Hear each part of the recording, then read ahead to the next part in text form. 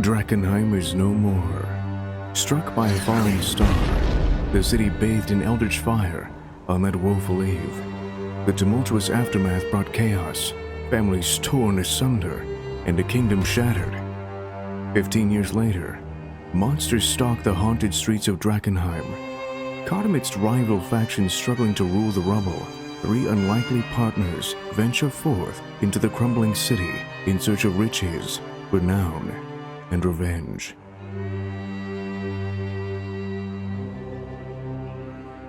Good evening and welcome to Drakkenheim. This is our weekly Dungeons & Dragons 5th edition game with the Dungeon Dudes. That's me, Dungeon Master Monty Martin. And I'm Kelly McLaughlin, playing Sebastian Crowe, a half-elf shadow sorcerer. And we're joined by our very good friends. Jill Danaitis. I'm playing Veo Sjena, a tabaxi gloomstalker. And Joe O'Gorman. I'm playing Pluto Jackson, a human battlemaster. And thank you for joining us all again. If you're just tuning in for the very first time, Kelly and I post new videos every Thursday on our YouTube channel where we cover everything Dungeons & Dragons. We've got advice for DMs and guides for players, and you can actually find all of our prior episodes of Dungeons & Drakkenheim right there on YouTube for your viewing as well. When last we left our heroes, they had ventured into the north end of the city, north of the castle, outside the city walls, in search of a manor house and the research of a malfeasant wizard known as Oscar Yoren. After making a very interesting bargain with Oscar Yoren, where Veo gave a vial of her blood to further the necromancer's research, they left the manor house seeking their own fortune from there, having learned many new secrets about the delirium from Oscar Yoren in the manor. Although they slew one of Yoren's apprentices and several of his zombie creations, they seem to have left on at least uneasy but fair terms, with the promise to return should they want more potions in exchange for blood, delirium, and the trade of information should you one day find eldritch lilies deep in the ruins of the Queen's Park Gardens in the city. With that, as you walk away through the city streets, we turn to our three heroes, one of whom is left exhausted, having been drained of so much blood.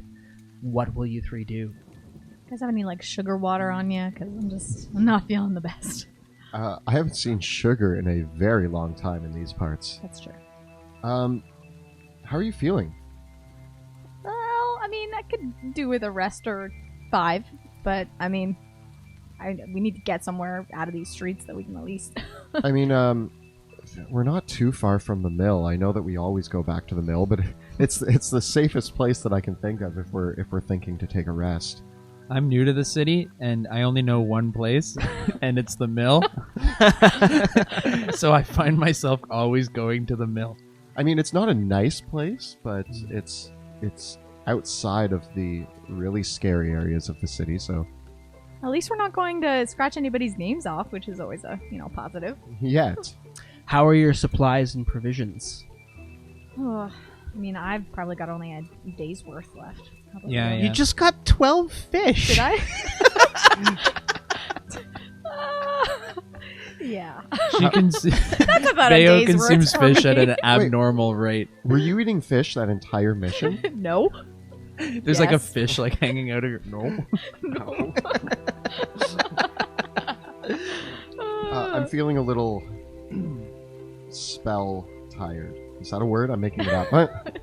Spell tired. You're magically exhausted. I'm magically exhausted. Just like Lucky Charms are magically delicious, but... The opposite? The opposite. Alright, so you're feeling the opposite of Lucky Charms. I'm feeling a little bit drained. You probably can't tell because my fur is dark, but, it's there. I don't want to admit it. I'm just really... I just really want to clean my armor. And so I don't want to admit that I want to stop. It's going to be a fruitless effort, though. Yeah, it's a lot. It's more just those shoes you had for that winter, and you just wore them through all the salt and all the grime. That's my armor. I didn't clean it. Yes, and once you have returned to the mill, what will be your next destination? It's a few days before River is due to meet with you with the report on how your encounter with Oscar Yoren went. So you do have some time to explore, recuperate, what have you, find more riches in the ruins, perhaps? Well, I mean, we did mention that we wanted to go see the Hood Lanterns again. I mean, we promised we'd go back. True. Could we spend money? Where would be the best place to spend money? I hold my big bag of gold. The only out. place possible where Our you could gold? spend your big bag of gold that you collected from River previously would be to travel back south towards Amberwood Village, the small feeder town on the in the fields outside Drakkenheim that has become a little bit of a nexus point for those who would be venturing into the city. Amberwood Village purportedly has stayed in good state and has stayed in a good state since the destruction of Drakkenheim, and not become a ghost town like so many of the other smaller towns outside the city. When adventurers want to rest, resupply, and more comfort than the Eckerman Mill, usually Amberwood Village is their number one choice. Onward! Um, Come, the Jackson 3. I think the Three Crows could. I don't think we need to go to Amberwood Village. Veo and the Pussycats should go to Amberwood Village because, you know, we just need to stock. You never know what's going to happen in this city, and Yeah, but really, I mean, that's the only place to spend Really, our gold. there's nothing important there. We don't. We Other could plans. we could buy you new goggles. Those ones are looking pretty singed. So. These are beautiful goggles. I've had them since I was young, and they're vintage. Maybe you could get a helmet. I don't need a helmet. Fine. No, maybe. Maybe a helmet? Maybe we'll go to Amberwood Village. I don't know. I don't like that place Yeah. very much. There's a couple of people I gotta say hi to though. With the, we said we would go back to see them. Come on, Sebastian, you scared? Come on. I'm not scared. I think you're scared. Okay, all right. We'll go to Amberwood Village. There's nothing wrong with it. Everything's fine. Let's go. It's good. I'm happy. We definitely need to take a break first. So Yeah, let's go find that mill. I'll take a nap. So it sounds like your plan is to camp out one more night on the edges of the city and then head to Amberwood Village? I suppose. Yeah. Okay. Yeah, let's do it. Let's do it. If we pull up our map, the trek to Amberwood Village is quite a long one. You are right now on the north side of Drakkenheim, in the area of the city called North Castle, and typically when you retreat to Eckerman Mill, that's on the west side of the city. Most of your explorations have been in this northwest area.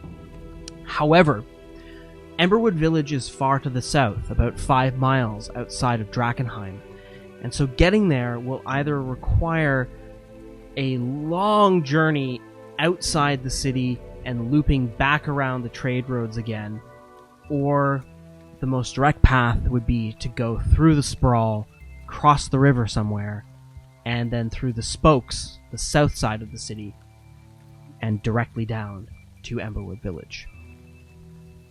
Veo, you're the navigator. Yeah. Have you been to Amberwood Village? I've been around there. I mean, there's lots that we can do for trading, and it's probably the main area I get all the semi-food that I get, so yeah. How would you get there from here? Well, I mean, I would take a shortcut. I would definitely go through the Sprawl and, cross the river because, I got some connections there. So if you guys want to get there sooner than later, that would be the way. But, it is more dangerous. So we got to keep an eye out and maybe not get into any scuffles with anyone, particularly the bandits. If we can avoid them, I guess. Well, I guess you'll be leading the way, so we're going to trust you on that one. Let's do it. Do you think we can avoid bandits in the city? Well, I mean, I think we could avoid bandits in the city. Clunk, clunk, clunk, clunk. What do you mean, guys? So, I mean, Your it's voice. debatable. But I mean, so Why far, should it be so loud? I think we could probably take a couple bandits.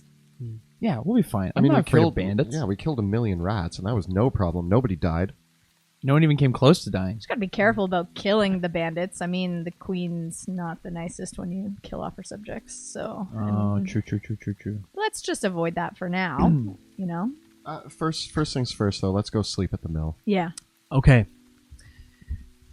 You take the market way northwest outside the city through the Cairn Hills.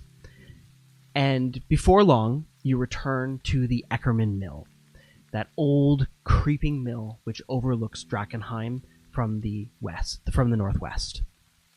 It's an old wooden structure, and it doesn't look like anyone has camped out here in the intermediate time. Your old campsite, the old campfire that you'd set up, is still there.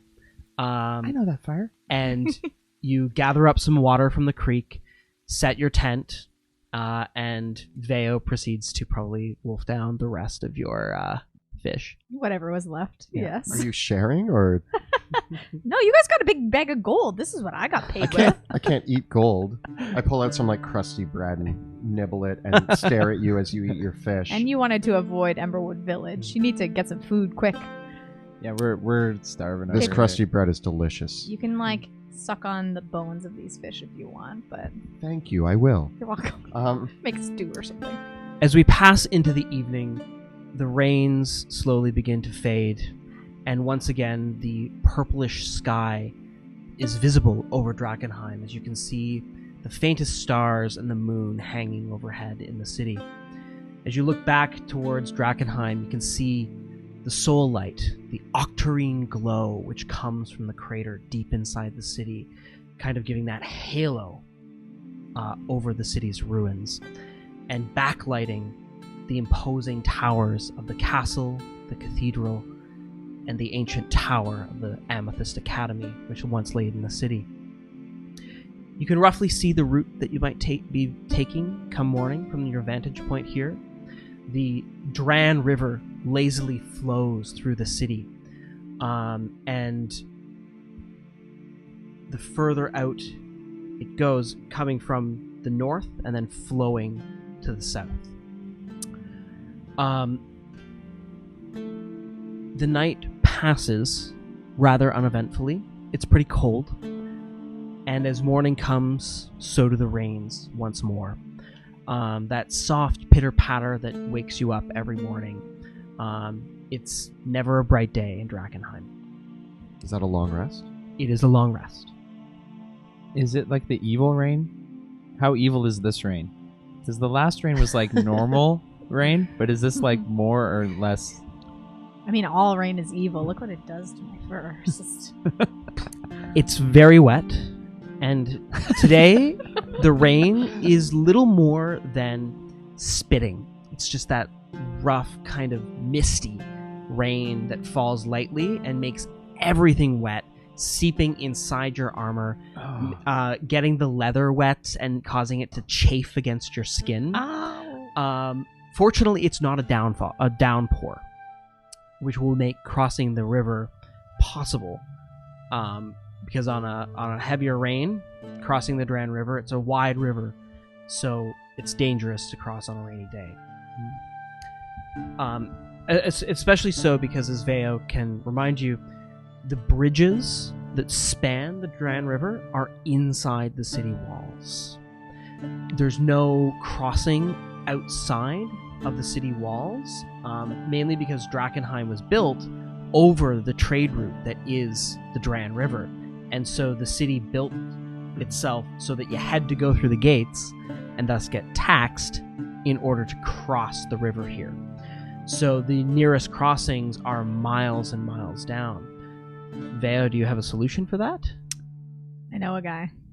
Yeah, you don't like getting wet. No. And you don't like going too far into the city. This is true. So how do you propose we get past the river? Yeah, because I'm like, with my armor, I'm like really good at drowning. And Well- with my natural lack of strength, I'm really bad at swimming in general or doing any physical activity. Yeah, no, just I don't tuckers like them to out. touch the water at all. But luckily, there's Giuseppe, aka Sticks, and he's gonna help us get across the river. Friend of yours? An old, Say that. an old acquaintance. Old, definitely, yes. How old? I have no idea. But we have a deal going that Yeah, why do you sound ominous when you said Yeah, that? why? we'll see when we get there. Oh, that's even more ominous. Oh, I'm gonna try to swim. Don't try to swim, please. Do you want to warn them of the dangers of the area around Temple Road? Yes. So in terms of Temple Road, there's a bunch of knolls there. Probably not the easiest route to go, but I mean, I'm assuming we all know what knolls are. Yes. they have like the best laughs, but I try to avoid them when I can. I mean, the good thing is you can usually hear them coming because of their laughs, but I don't know, can you? Are they sneaky? I have no idea. I've never fought gnolls. I just avoid them on the rooftops if I can. So, I don't really go down the south, but do lots for you guys since we've been together. I'm sure we can handle it. Yeah. Pluto. I'm not afraid of gnolls. Good. Did I tell you about that troll I killed? Yes. Okay. Usually about once a day. Just making sure. Just doing the daily check. You were on top of it. It was on top of you. Yep. Your brother was there. Yep. Yeah. It was good times. Yeah, you get the gist of it. Yeah. I'll tell you later. Yeah. Every Cool. once in a while, people think I'm a gnoll, but it's really heartbreaking. I am much prettier than a gnoll. Hmm. At least I think so. I mean, some gnolls are okay. Depends. I don't know. Are they? No, they're very much not. I like Knolls had never been seen in the world, never known until the meteor fell on Drakkenheim. Oh, that's weird. They are uniquely found only in Drakkenheim, and they have been a scourge of the city for over 12 years. Monstrous packs of hyena-like men raging through the city streets. At least when they hunt in large packs, you have the advantage of being able to see them coming. But when they hunt in small groups, they utilize stealth to stalk their prey through the city streets. Like dirty dogs, honestly. Like, ugh. I'll think of a dog thing to say later. Thank you, Pluto. Come back to me. It's curious, Veo, you suspect that perhaps the gnolls have eaten every dog in Drakkenheim. Well, it's a dog-eat-dog world. Every dog has its day. Doggone it. Should have saved some of them. we blew all our good dog lines. And we haven't even started walking yet, and they're all gone. They're all gone. There's no more dog jokes that could ever be made in the course of this entire campaign. I'm sure we'll find one. So with that, you break camp, and you opt to set out. Veo, how will you lead the way?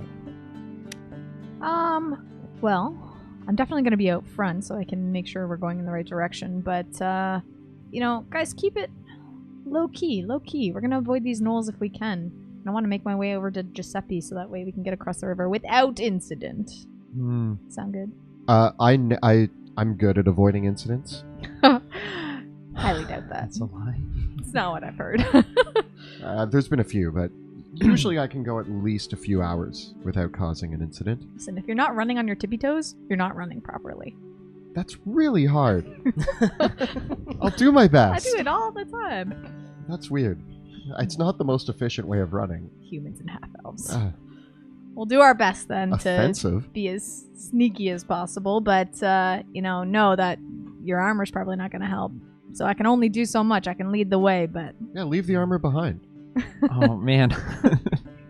I mean, logically, that seems like a good idea. Did you clean it last night? Oh yeah, How well did you do? not well. It's just super wet now. and it's probably going to get I didn't dirty. dry it right, and now it's gonna get all moldy. Do you guys remember last night when I told you that I wasn't scared to go to Amberwood Village? Mm-hmm. Yeah, I'm scared. All right. Well, we'll start by start by going to the south of Sprawl, and hopefully your nerves will catch up with you as we go. We're gonna cross that river, okay, and then we're gonna go through the spokes to our Amberwood Village. That'll be our quicker way of doing it rather than going all the way around. All right, lead the way. So Let's how go. do we want to do our our order? Should I be in the back? In the middle?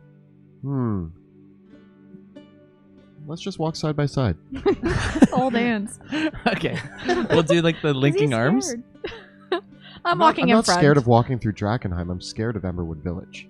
Oh, But okay. Drakkenheim's so much scarier than Amberwood Village. Why would you Not be scared? for all of us. One of them's a city, one of them's a village. I have history there.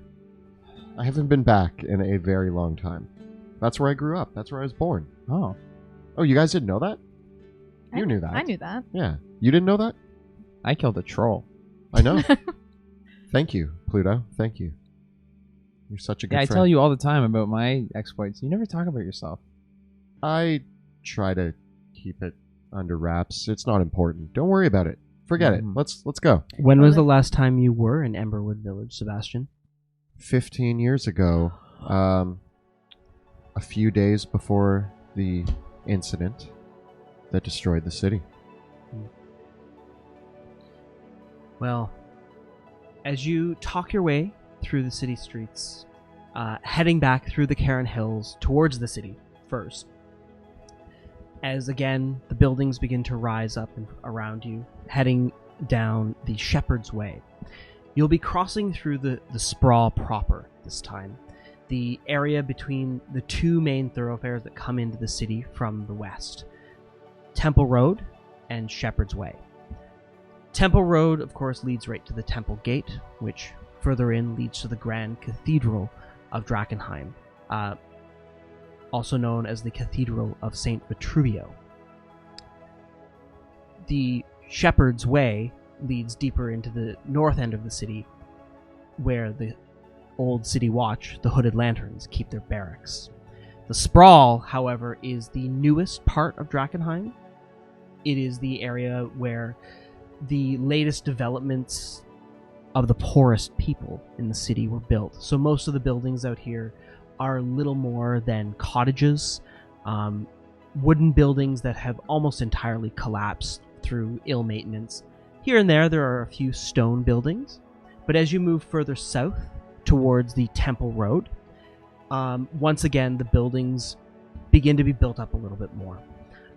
There are larger stone tenement buildings, more cottages, and increasingly the city streets kind of move in close clusters, because as you come towards Temple Road, there are many smaller chapels that the old worshippers of the sacred fire would all file into, because of course, as large as the Cathedral of Saint Vitruvio was, for all the faithful of Drakkenheim, there were never enough places of worship. And so even the approach of Temple Road, there's several wooden buildings, and then all of them kind of cluster around a square where there's usually a large chapel devoted to the sacred fire. And for the most part, the chapels are large stone buildings with many chimneys for the fires that were used in the sacred rituals of the old faith. Temple Road and this area of the Sprawl is a very desolate part, though. And as you move further and further into this area, you're used to seeing the odd corpse in different areas of Drakkenheim, particularly in the Sprawl. But the closer you get to Temple Road, there aren't many corpses that have been left to lie and not rot, because corpses don't rot in Drakkenheim. Rather, instead you see only piles of discarded bones, sometimes chimes that have been left up in the wind, and the remains of several campfires and cooking spits, where the gnolls of the area have used this as their hunting grounds, and the remains of their last meal replace the corpses that you'd normally find in Drakkenheim.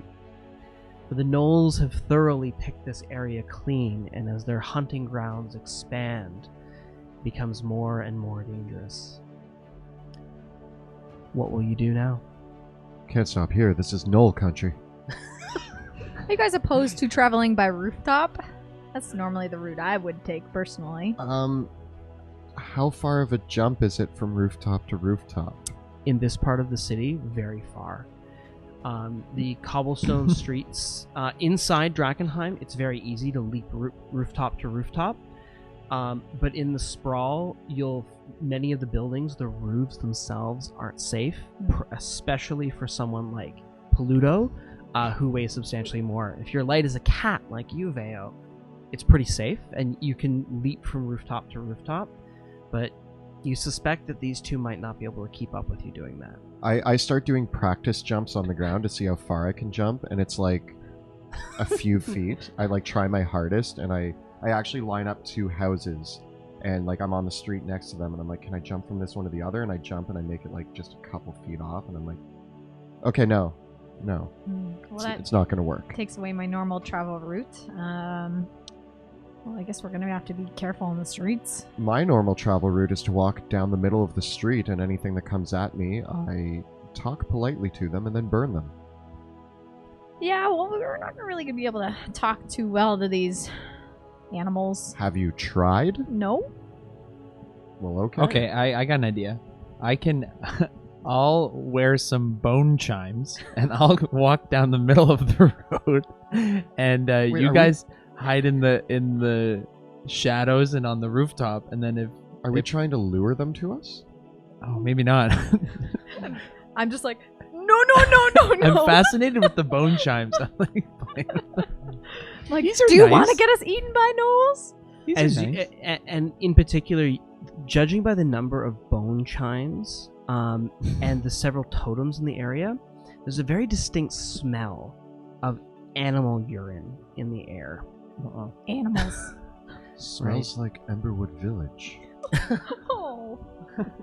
Or maybe that was just the house I grew up in. I'm not. Like you come sure. up to one of these bone chimes or one of the small effigies of totems, a spear stuck in the ground with several skulls lined through it, and even approaching it, you can smell this musk of urine and probably feces as well that the gnolls are using to mark their territory. What kind of skulls? I walk up to one of the totems and I'm examining the skulls. Several human skulls, maybe the odd dwarf skull, judging by how broad it is. How fresh is the urine? How proficient are you in nature or medicine? Would you accept survival? Yeah, I would. Give me a survival check. I did a biology experiment in Caspia, and it was all about urine. Yes, you did. And I rolled a 23. You put your nose right up to the totem, sniff it, This is the only way to really know what kind Are of... you like, and you're like, it's still wet. It's not wet from rain. It's wet from... something has recently relieved itself here. Something has recently relieved itself here. I say we move cautiously. Should we take the stealthy approach through this part? Quickly and quietly. I leave the 3 sets of bone chimes I've collected in a pile and continue on down the road. All right. I'm going to like not walk down the middle of the street. I'm going to push myself kind of up against the houses and kind of like peek out from them and then move to the next one quickly. And I'm going to kind of like just be a little more cautious in my movements. Okay. Yeah, I'm starting to shift along and like run a little bit with my arms behind my back. And I keep looking back being like, come on. And Pluto? Boom, boom, boom. Okay. Are you moving out ahead there? Like ahead of them? Yeah. A little bit, but I'm trying not to stay more than like 10 feet ahead of them. Okay. Just to make sure that we don't get lost because I am their guide. I want to make sure, it is my job to get them through the city. I'm imagining you're like running 10 feet ahead. You turn around, realize that we're not keeping up. Wait, run, Yeah. turn. Wait. If you want to do like a little bit of a scouty, you'll hear us. Yeah. Veo, why don't you climb Are you okay with climbing? Yes. You could climb and maybe scout out ahead from a vantage point, see what's up. Yeah, I'll get up on a building and Sure. climb up. How tall are the buildings around here? There's a few here that are a couple stories high. You're coming to the intersection of where Temple Road proper is. Mm. So you have connected, you've come through the Sprawl now and are standing along Temple Way, or Temple Road. And you can look up and you can see in the distance, about 500 feet away, you can see Temple Gate. And you can see the kind of the echoes of smoke, and now in the air you can actually smell the fires of burning meat, and it smells like pork in the air. Oh. I smell barbecue. Should we go? Avoid the delicious smell. Ugh. I know that Temple Gate has been taken over by the gnolls, so I would not go in that direction. Looking towards Temple Gate, you can see the Cathedral of Saint Vitruvio rising in the distance. Its massive glittering dome still kind of shining. As Veo, you take position up top this what looked like it used to be a cobbler's shop. The entire top floor has completely been sheared off, but you're able to kind of climb up the wall and take up a vantage point looking out over the city street. And as you climb up, you can catch sight in the distance. From here, you can see where Giuseppe's Pier is. Ooh. It's not that far away now, but you see movement in the street ahead of you. Hmm. In the street ahead, dragging the corpse of a large Doberman, is another hound. This one almost the size of a pony. And its skin looks like it has been flayed off of it. And it is covered in sores and wounds, and bits of its fur is all matted off. And as it pulls, you can see that the dog that's still alive, this massive dog, has 2 heads. And each of the heads are kind of taking turns biting into the flesh of the dead dog and alternately dragging it back towards one of the buildings. The dog, you recognize this creature as one of the ones that the gnolls keep as their hunters. It has a diseased bite, and it howls with a howl that the gnolls can hear for almost a mile away. Great. Yep. And with it, and you know them to be very keen hunters. Mm-hmm. They usually can smell you before they see you. Mainly you, because you smell. While you're Just up there, you. while you're up there scouting, me and Pluto are like leaning against the wall, just like chatting away. I don't know what about. Yeah, and then there was 5 of them, but then I said, "You can't have all of it." Are we within eyesight of each other? Do you like my anecdote? I love They that are- story, man. It's great. They've kind of. Good. Sebastian's lit up a cigarette while he's listening to Pluto regale of his tales, and you're all there at the base of the building, It's about the first book and I you've read. hopped up to view down from above. I try to lean. How far away is the dog? Perhaps 60, 80, maybe 100 feet. And then I set them all on fire. I Again.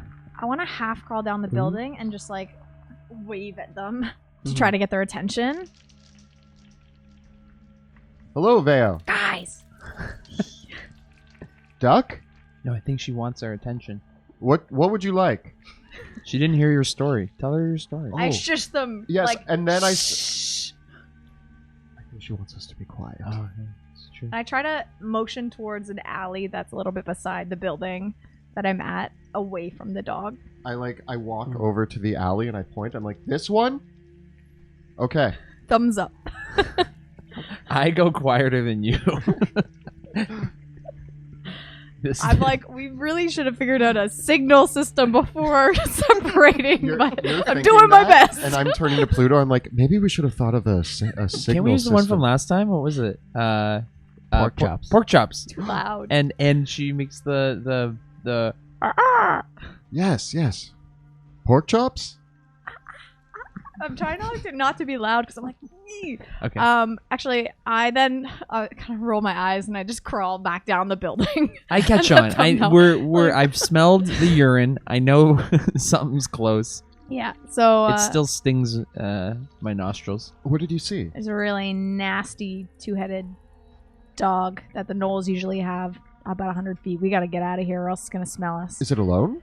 It is not alone. It's got a meal in its mouth, but that's not going to stop it from heading towards us. Okay, so we kill the dog, we steal its meal, we eat for the night, and we avoid the gnolls. If it makes any sort of sound, gnolls from a mile around are going to hear us. So we need to be really careful and cautious about how we get around it, because once that happens, we are covered in gnolls. And it's Fair enough. not fun. I'm gonna trust you on this one, Veo. What do you think we should do? Number one, is there any way to cover your scent? We have more of that urine that you can roll in or something like that. We have to roll in urine? Is that your plan? That would be one thing. Pluto. You know the drill. We're doing this one again. This reminds me of That one job that we did. that one job we did. Can that be a thing? Can we just say this reminds me of that one job we did? Yeah, this is just like the land of urine. No, the land of, you remember, Yes, I do. what was it called again? The land of tacos, Tacos. Yeah. where we peed on each other to avoid detection. Okay. So I'm gonna go scrounge up some of this totem urine, Okay. and I'm gonna start rubbing it on my armor. Oh, it's very disgusting. I'm I'm used to it I do the same. because of my biology work. Okay. And I already smell terrible, so I mean, like, Yeah, do that'll be they good do they enough. like avoid you, or do you smell distinctly like terrible cat? I'd say distinctly like terrible cat, but like, You might want to rub some urine on you. Just a little bit. I take a little bit, put a little bit just above my nose. I'm like, there. Mm. It's like perfume. All right, so let's try to avoid. Like, I saw the pier. I know where it is. We just have to try to avoid getting to the knolls. So we could take like a semi back way around. That would be better for us to Yeah, avoid. sure. Okay, I'm gonna follow you cautiously, Yeah, soaked in urine, but I'd with rather my move slower and quieter than. sword ready. All right. Okay. In this moment, I'm going to have all of you make a stealth check.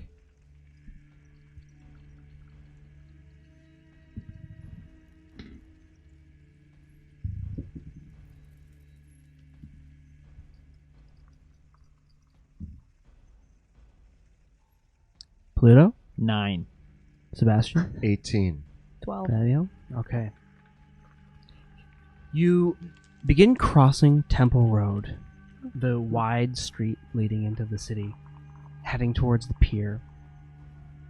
Pluto, you quickly trudge across the street, and as you do so, you can see the dog in the Oh. street eating the other dog, and it seems to be completely distracted. Yes.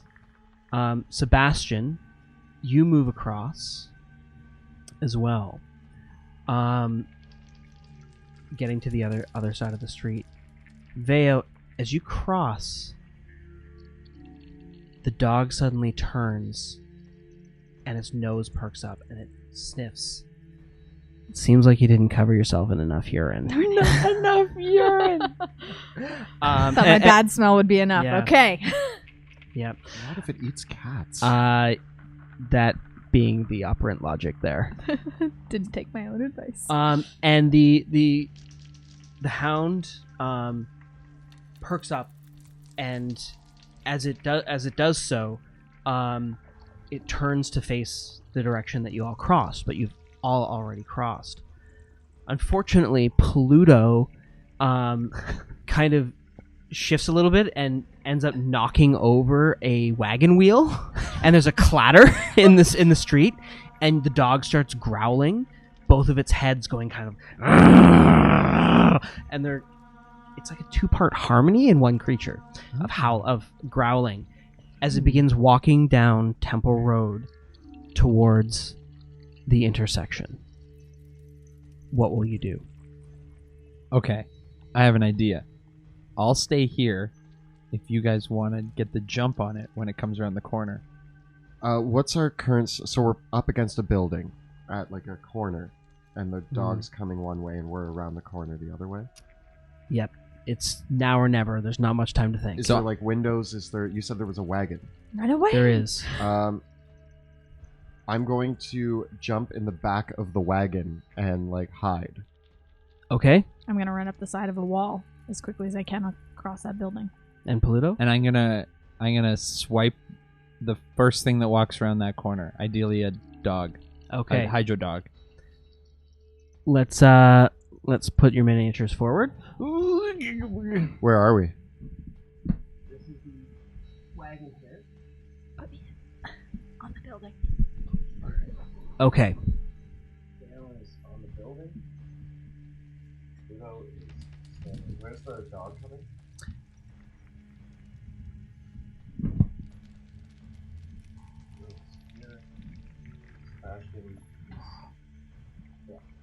Yep. In the wagon. You want to be inside the wagon. Well, maybe just on the front. Okay. Like perched, kind of hidden around that corner there, just hidden up on the seats of the wagon. Okay. So you can see the two-headed creature coming around the corner. And Veo, as you hop back up onto the building, give me a quick perception check.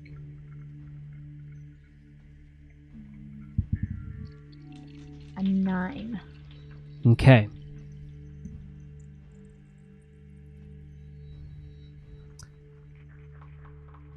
I will have you all roll for initiative, please. Here it goes. Got 18. Nice. Yes. 16. 14. Okay. We all rolled pretty decent. We did good, Okay, yeah. we can look at this. I'm a. Pluto, what you got? I got What you got, Pluto? 16. 16. Sebastian? I got a 14. 14? 18. Okay.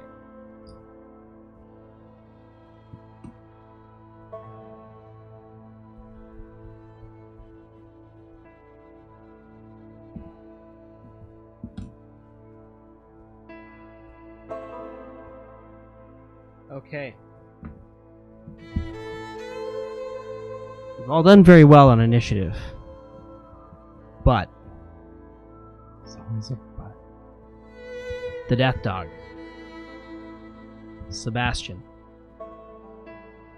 Pluto, Veo, And the Knolls. Oh, there's no Knolls. Okay. Here's where we're at.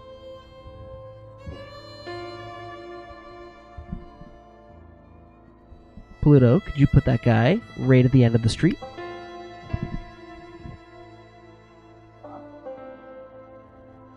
There we are. Okay. Oh no. So, Veo, as you leap to the top of the building,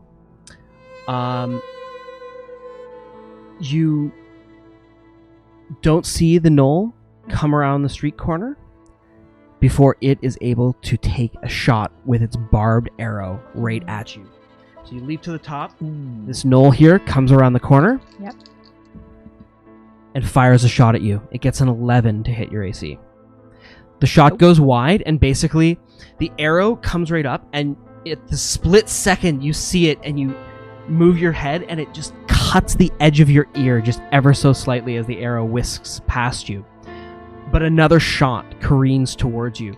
This time you're aware of it, and it only gets a 11 as well to hit, and you're able to hit the deck and avoid the shot whiz right by you. Ooh. That's another cool scar that I'm going to have. Sweet. Veo, it is your turn. You can Alright. see now the two knolls coming from either side of the street. Both of them are hulking creatures, and they laugh as they come forward. This like kind of giggling as they fire the shots. The two of them are carrying these massive bows because both of them are almost 7 feet tall. Two of them carry huge long bows that look like they're made out of a combination of wood and animal bone, and they carry at their hips these quivers of barbed arrows. The two of them also appear to be carrying pairs of scything blades, almost like machetes. They're both lightly armored, and you can see at their belts are several severed heads, which have been embalmed and shrunken at their sides. And the two of them giggle and laugh and lick their chops, excited at the fresh meal ahead of them. What will you do, Veo? So I can still see the two-headed dog? You can. You have a clear shot on everybody from up here. Okay. I want to take... I'm more concerned with the dog, only because if he starts howling a little bit more, then he can call more gnolls. So I'm going to try to take him out before we get to the gnolls. So I'm going to take a shot at him. Okay. With my bow. And I get... You have advantage because of your elevated position. I get... There it is. 24. Fantastic. The arrow lands soundly in the shoulder blade of the massive death dog.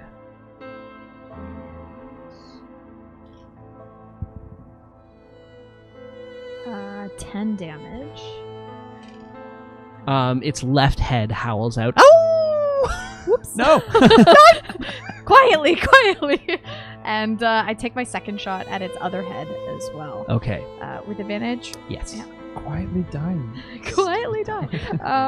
That's a 23. The arrow sings forward, splitting the first arrow. Okay, and then on my second shot, I get an extra D8 because of my dread ambusher. So I'm gonna take that. And Oh, God. 16 damage on that head. And after I take that shot, I try to hop down off of the perch that I'm on onto the top of the building to crouch down a little bit and get out of the way of the, hopefully, arrows. Sounds fantastic. The death dog whimpers in pain as it is bloodied by the barrage of arrows that take it in the side, but it still continues to limp forward. Pluto, you're next. Following Veo's lead, I'm gonna rush the dog. Cool. So you leap out into the city street from around the wagon, and go stand toe to toe against this massive hound. And I say, "Your dog days are over." I found another one, and I get a 18 That is a solid hit. for Roll the damage. 14 damage. So, I want the beast is slain. What do you do? On the middle of its two heads, Ah! and just separate it. So, just taking all the weight of your longsword into your hand, you bring it right down between the two heads of the death dog, splitting it asunder.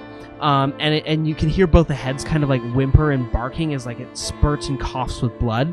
And but you seem to have severed the vocal cords in the process, like wherever it draws the air from its lungs, and it collapses to the ground in a bloody heap. And then I turn to Sebastian. I go, "Did you hear my line?" And that's my turn. Is it me now? It is you, Sebastian. Sebastian did not hear your line, and Oh man, I should have yelled he it. steps out and points at the dog and goes, "Your dog days," and then realizes it's dead, and it's like, "Oh, all right." Is the knoll? There's one knoll here and one knoll at the end of the street. So I move up so that I can see the knoll, and I'm just going to cast a firebolt at him. Okay. And so I point at him.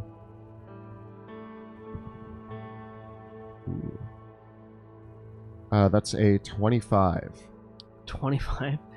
Your firebolt whistles through the air and crashes into the knoll with a fiery burst.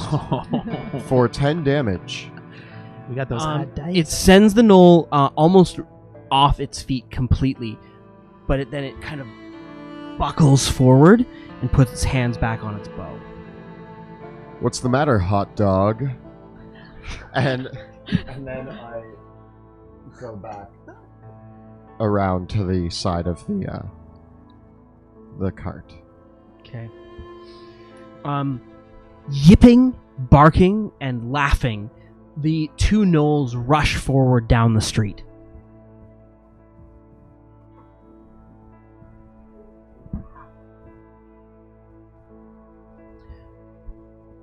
As they do so, they keep their hands on their bows.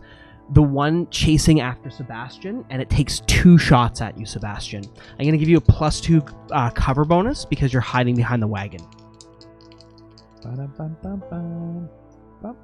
I get a 15 and a 12. The 15 hits. All right. The arrow bites into you, and it sings forward, and it actually hits you in the thigh. Oh. Your speed is reduced by 10 feet, and you take 6 points of piercing damage. Ouch. Ooh. The other gnoll lowers its bow and fires the shots towards Pluto. Getting a 20 and a 6. Oh, yeah, 20's good. The arrow also, it very deliberately seems to be aiming for your legs, almost to slow you down. Your speed is reduced by 10 feet, and you take 8 points of piercing damage.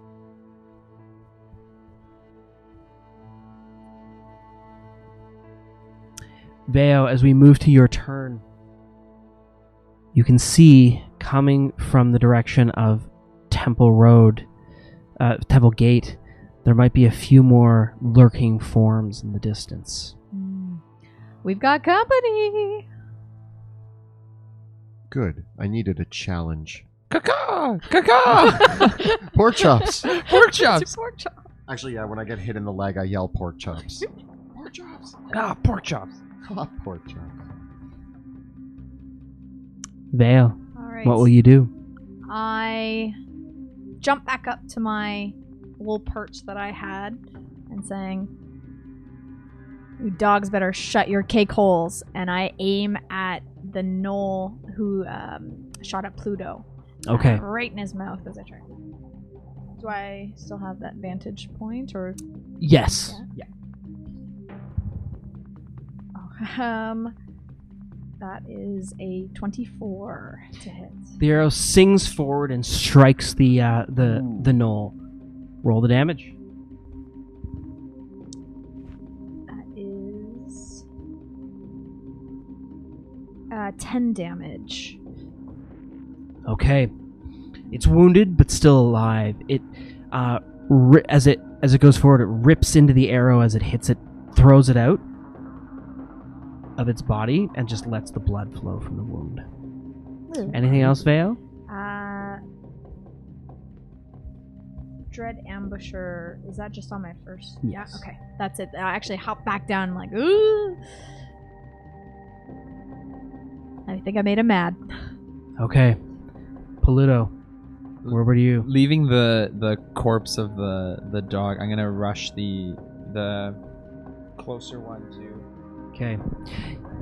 All right. You limp forward, with the arrow still sticking out of your Achilles tendon, towards the gnoll that shot at Sebastian. Ow! And I'm gonna just bring my sword down on this gnoll. Ooh, getting an 11. As you step forward and leap forward, you put all your weight in the blade, and the gnoll just it pounces backwards and laughs at you. And growls a little bit. Can I use my precision strike at this moment? Yes, you can. Oh yeah, 19. So as it leaps out of the way, in a moment of clarity, you get it with the backswing. Yes. Roll the damage. I got a 13.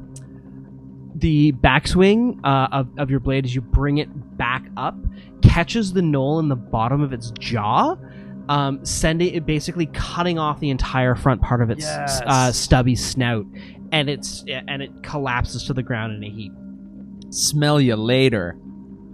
That's not a good dog one, but that's my turn. I heard that one. No, you're not supposed It was average. That's hear that one. Sebastian, we move over to you. All right. Let's just see here. Oh no, my speed is reduced. You have to say "ow" every 5 feet of movement. Can Ow. I see through this Ow. door? If I get to this door back here. Yeah, you could. The door that we can't see on stream, but Just poke your head out. yeah. Yes, there's a door. There's a back door, and I pop my head through and see the other knoll. And I'm gonna fire a firebolt at him as well. Okay.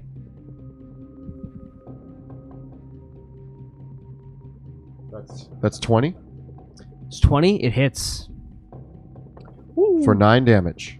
The firebolt crashes into the knoll, and the smell of seared hyena flesh can be it fills the air as it collapses to the ground, dead. Yeah. That's 1 for me. Yeah. That's all of them, right? Caca? All I yell is, that dog couldn't learn any new tricks. Did I get it? Did I get it? That was a good one, Veo. The challenge. I enjoy the challenge of the new dog lines. Coming up with fresh dog lines every time. Remember, we got company coming. Technically, hyenas are more closely related to cats than they are to dogs, but we'll overlook that for now. We'll allow I'm it. just like, I'm we going to don't allow discuss this. that relation. We don't discuss it. So, do we see anything else, or are we... It was only Veo that saw that, right? But yeah, elevated from that position, seemed like in the midst of the distance, because remember, there's a light rain coming down, so your visibility is limited to about 200, 300 feet away. Mm-hmm. But you are certain that you saw more forms approaching. Even though you managed to take down the gnolls swiftly and the death dog before it could bark out, where there's this many, there's far more. My confidence is high and my guard is down, and I'm just standing in the street. You're literally in the middle of an intersection. I mean, I would say we should get going quickly, but I think I'm a little wounded. Ow. Yeah, it hurts to walk. Well, we should move as quickly as We should hobble away as quickly as possible. Yeah. It's only a few moments to pull the arrows out, and you're able to get moving again, and your speed is returned to normal. What would you like to do? I grab your arm and put it around my shoulder, and I'm like, let's get out of here before the rest of the gnolls come. We start to go towards the dock. Okay. That swiftly, you're able to get into the city streets and into the alleyways. And at this stage, it seems like you might have lost their tail after a few minutes of kind of moving through the alleyways in this part of the Temple Road district. Veo, you because you're holding me. Are you Holding both you? of I'm us? holding Oh, you're because you're holding Sebastian. You get a lot more urine on you now than you wanted. Oh. I mean, it just mixes in with my already, I need a alluring bath. aroma.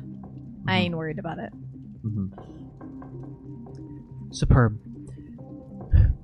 Moving through the densely packed back alleys in the south end of the Sprawl, past a few more chapels, shops, tenement buildings, and homes. Eventually, the smell of sewage is palpable on the air. You're getting close to the Dran River. Are you able to tell what district you're in based on the stench? Yeah, it's unfortunately become a specialty of mine. Drakkenheim is a smelly city. It was known for its smells in its day, and some things never change. Yeah. Is it more smelly now, or was it always this smelly? I would would say definitely like smelly herb, but just the stenches were always there. It's just they've been amplified a little bit by all the death. In its day, Drakkenheim stunk of smoking meat, industrial production, sweaty masses, human waste, animal waste, horses, pigs, cows. There were a lot of smells in the city, particularly in the south part of Drakkenheim, where most of the industry and commerce took place. Yeah. Just less death smell. Yeah. Well, that's the new one, is Yeah. the decay and death. Kinda Although not really decay. No Adds decay. on top of it all. Oh, what's a meteor smell like? What does the meteor smell like? The Sprinkles. delirium? Smells of ozone. Oh. Yeah, it's kind of like that electric smell of that smell of like a fresh lightning bolt. You can usually smell that quite distinctly when you're in an area close to delirium. We haven't seen any delirium this whole walk. Have we? Well, you are moving during the day. And much so the ghost lights that would normally guide you towards deposits of delirium that are in the ruins, it's much harder to find delirium by day unless you're going for a large deposit. Yeah, this is not normally where I would come to get delirium, so less traveled for sure. All right, you ready to meet Giuseppe? Yeah. AKA Sticks. My bud Sticks. Does he offer bandages for wounded thighs? No. Probably not, no. Fair enough. I'm fine. Yeah, I'll walk it off. I could tie I'll it with a walk it rope off. if you want. I'm good. Okay. I'll walk it Yeah, off. was that what you did to the last person? You tied off a wound with a rope? Yeah. Hey, they survived. You Barely. walk through the southern sprawl towards the piers of the Dran River. And for a moment, the city is very dense. The streets are very tightly packed. And then as soon as you get close to the river itself, there's a wide pier along the edge of the city out here. It goes all the way up to the edge of the city wall, and you can see to the north at the Dran River. You see looking north the city wall that comes right up to the river. And the way that it's been built is the city wall stretches across the river. It was this massive feat of engineering that goes right across it, almost like a dam, but then there's this big open archway that has several bars going through it that crosses the river's span.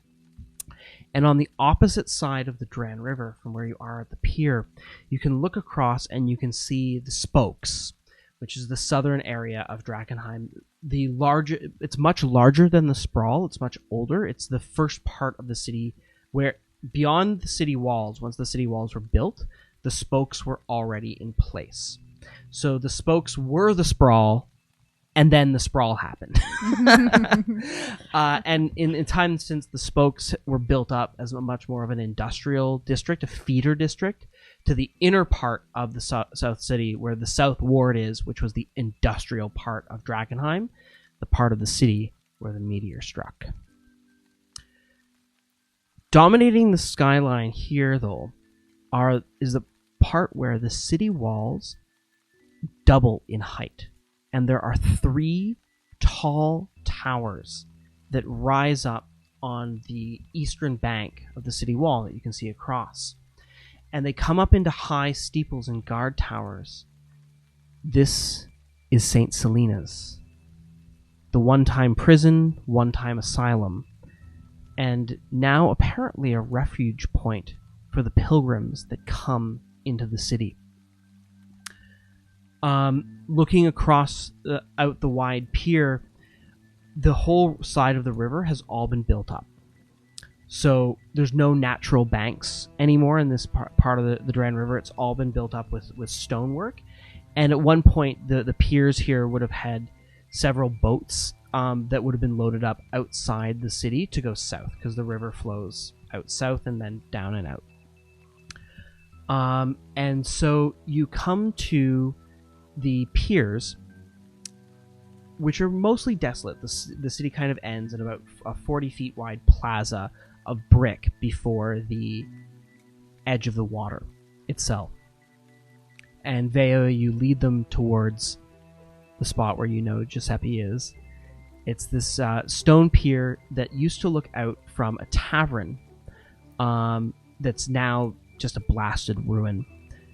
And at the edge of the piers, there is a pile of goods. And amongst the pile of goods, you recognize the familiar kind of landmark that marks where Giuseppe keeps the boat. It is a pile of grain, several corpses of dead chickens, and a dead fox. This is the place. Neat. Is your friend the fox? Do you think I'm crazy? No. Yes, you've lived alone in this city for 15 years. Yeah, I wouldn't that's- put it past you. yeah. It's Okay, well, actually you can pretty- consider me a little bit crazy, but I'm not crazy on this. Giuseppe, awesome guy. Sticks, he knows his stuff. He's gonna get us across this river. We're all safe. I look around the area. Do I see anybody that I might consider to be Giuseppe or this Styx, as she refers to him? Well, the pier is built up so that the water level is actually about 12 feet down.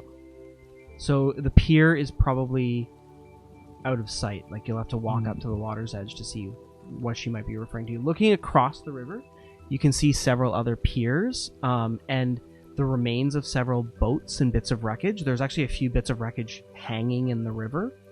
The river still flows quite well, but as far as a person standing around here, there's nobody. You can hear, though, the sloshing of a boat that might be moored at the side. I casually walk up to the edge of the water or the edge of the pier, and I look down to see what I can see. Yep. As you look down and get close to the water, the smell of sewage and that smell of birds and seagulls that they leave behind is palpable in the air. Because you can see that down the ways, there's several sewer drains draining out into the south part of the river here. This is where all the sewage of the city ends up getting dumped out, because then it flows south and out. And you look down, and there is a stone ladder that leads down about 10 feet to a rough stone pier where several more barrels and boxes have been stacked up, and a large rowboat has been moored against it with a bit of rope. And there is a man, his hood drawn up over his face, wearing a large storm coat, like a fisherman's coat, holding the rope in one hand that's mooring the boat, and with a walking stick kind of braced in his hand as well, and the two oars at his side.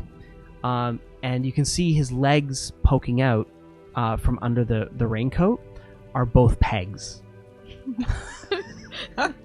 I turn back to you, and I'm like, Sticks. Is he there? The walking stick, the leg sticks. That's not why we The call oars? them sticks. The oars?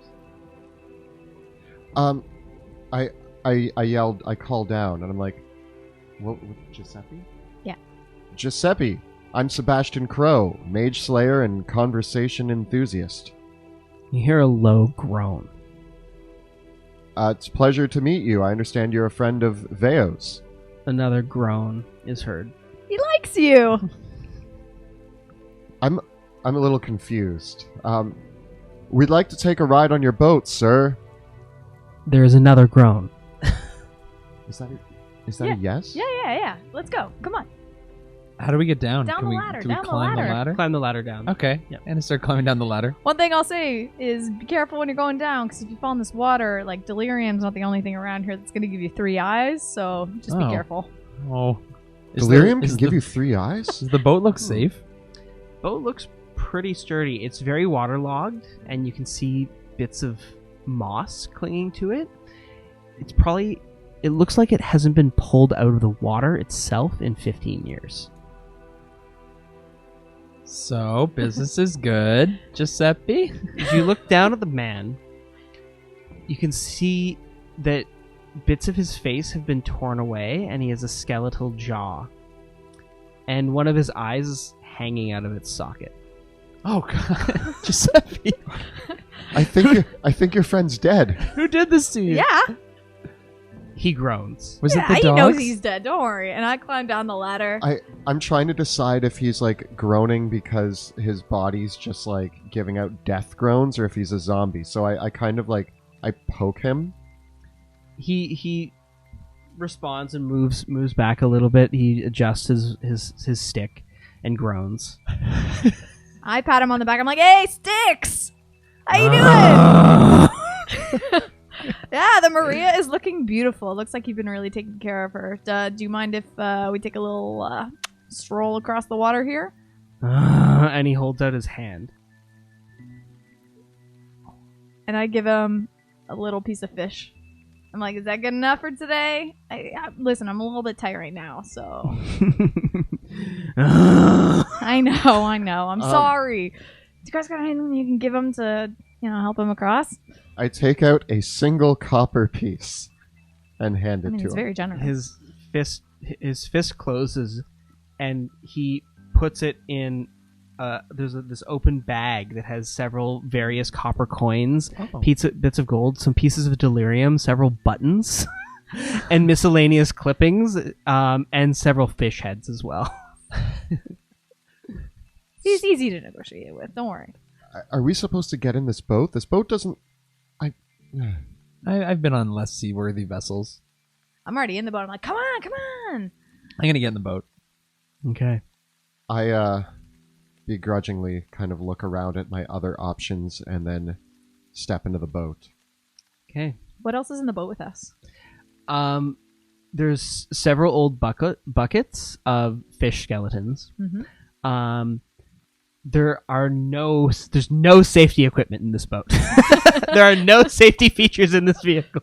There are two old oars and a fishing rod hanging off the side. Perfect. Does he look like he runs the show, or is it kind of up to us? As you get into the boat, he puts his hands on the oars. You okay to drive, big guy? Sticks has got this. He runs into Sticks. That's what his job is. Oh, he's undead. So he's like the river Styx. No. That's not why we call him that. He does the sticks. Oh. Sticks. I thought it was because of the legs. I thought it was because... Yeah. This is a confusing nickname. Sticks. Let's just call him Giuseppe. So, Giuseppe, how's life? He says as he takes a stick out of the boat and uses it to push off from the pier, and puts it back in the boat and starts rowing across the Duran River. See, Are we going pretty quick? It was a joke because It's he's very undead. slow. I'm leaning at the other side where the fishing rod is. I'm like, this is where I catch my best stuff on my own. Mm. Obviously, River gives me the best stuff, but You just stated that this water will make you grow 3 eyes, but you eat fish from here?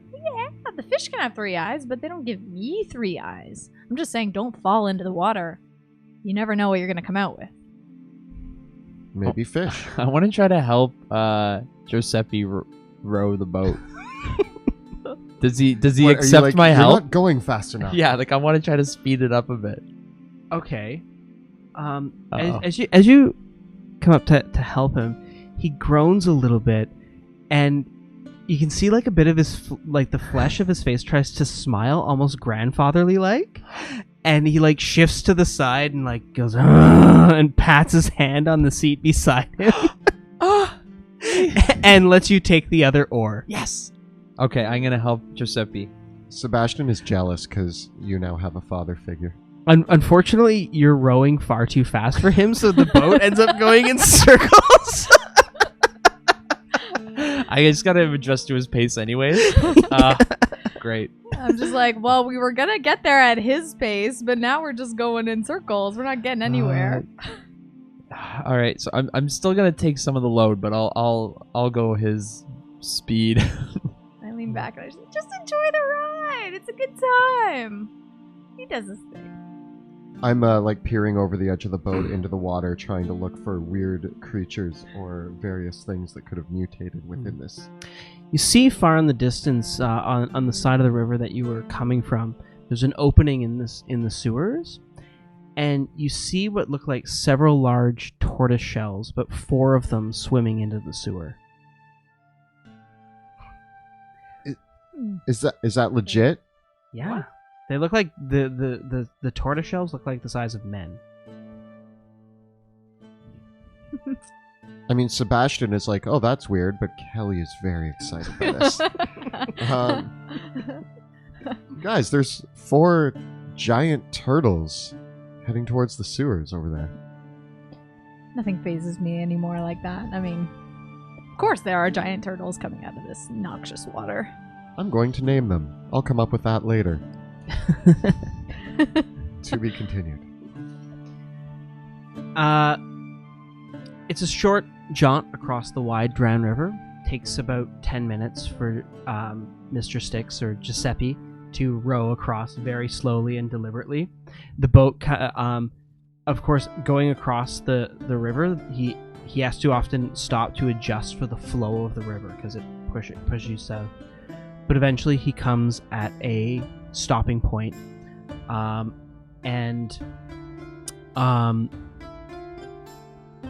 moors the boat, pulls it in towards the pier, and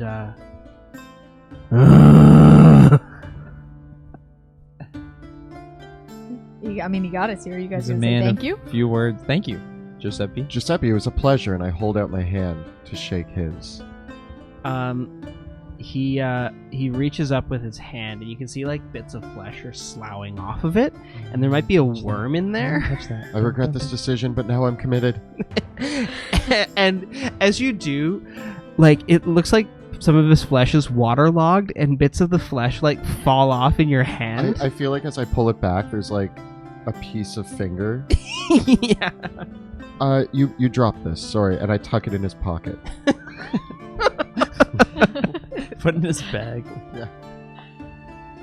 I come off and I grab his shoulder and I say, "Bellissimo, Giuseppe." I like air kiss him, but I definitely don't touch him on both sides. I'm like, "Thanks as always, Styx. We'll see you around." And I climb back up. Well, that went far better than I Yeah, said. that was actually pretty. Told ya. Six is there's still a couple of nice people in Drakkenheim. That's about as nice as they get. The undead. It's a strange thing. Veo, you know of a few others, like Giuseppe or Mr. Styx? Mm-hmm. Zombies who, rather than responding with fury, seem to be playing out the last minutes of their lives over and over again. Yeah, I mean, it's a sad place where, regardless, live, dead, just kind of live our lives as much as we can here. So, I mean, if he just loves his boat that much and wants to hang on, who am I to deprive him of a good stroll across the river? I mean, seemingly that's a happy afterlife, or unlife, or... I don't really know how that all works, but... he seems happy. He's very joyful, yes. I saw half a smile. Yeah. He said, he enjoyed your company, so, I don't know if you get that from the us, but I did. Don't worry. He's a fan. We could I'm probably... still figuring out the language. Let's hear your impression. You're... I think that would be. Your accent needs a little bit of work. I'll work on it. I'm a man of many languages. Fantastic. So, if we pull up our map once more, you're now in the southern area of Drakkenheim, a part of the city known as the Spokes. Here, the wooden buildings that were familiar on the western side of Drakkenheim, Sprawl, are replaced largely by larger buildings of stone. There are many warehouses, workshops, old factories, manufactories, a few guild halls, and many, many homes. For this part of the city, the Spokes, was the main city pathway into Drakkenheim. It was the largest and built-up district, kind of the real middle district. There are taverns, smaller marketplaces, all manner of businesses and shops, at least when the city was alive. Now, the Champion's Way, the main street which led into Drakkenheim from the south to Champion's Gate, is a little bit of a pilgrim's road. as it is known to you, Veo, that many of the pilgrims following the faith of the falling fire take this way into the city. And as a result of the thick alleyways, the stone buildings, many of which are good rooftop traveling, the spokes are crawling with bandits. Making for a pretty dangerous area to traverse, or one of the more profitable ones if you're a scavenger. But nevertheless, to the south is Amberwood Village, probably the safest area in this part of the world. All right, so make sure you don't have anything hanging out of your pockets. Pluto, you're looking, I know you're probably not going to like this, but just a little bit too shiny for my liking. Oh. Going through this area. Is there any way you can kind of cover it up a little bit? Maybe I can. Princely and all, but this is definitely the place you don't want to look princely.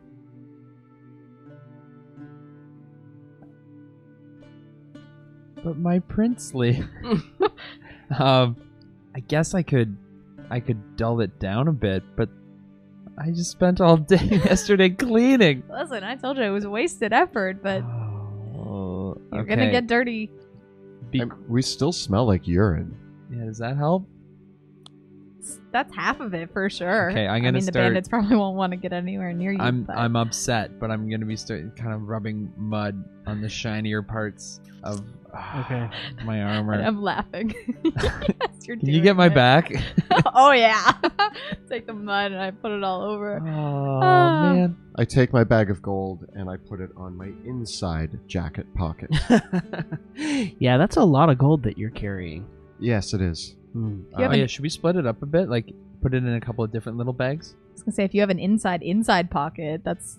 I do. I actually have a pocket where I carry spell things and delirium. Delirium. It's my delirium pocket. It's a secret pocket that I have in my coat. Use all the secret pockets. I put my gold in my secret pocket. Don't shake your head at me.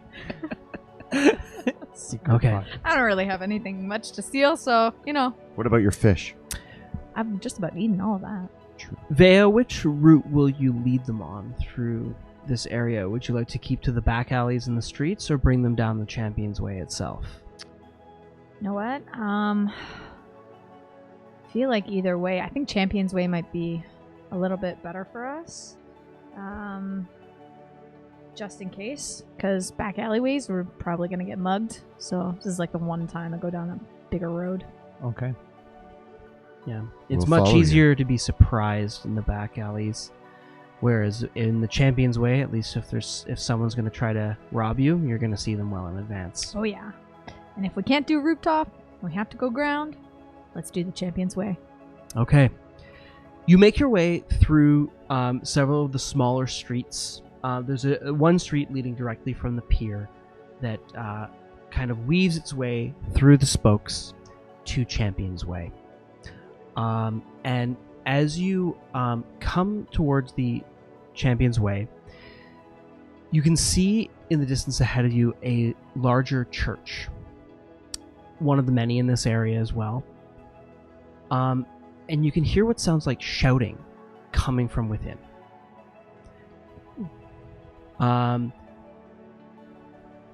There's several gruff male voices, a few screeching women, and what sound like several crying children. Their cries and screams hanging in the air and kind of echoing off of the city walls inside the church.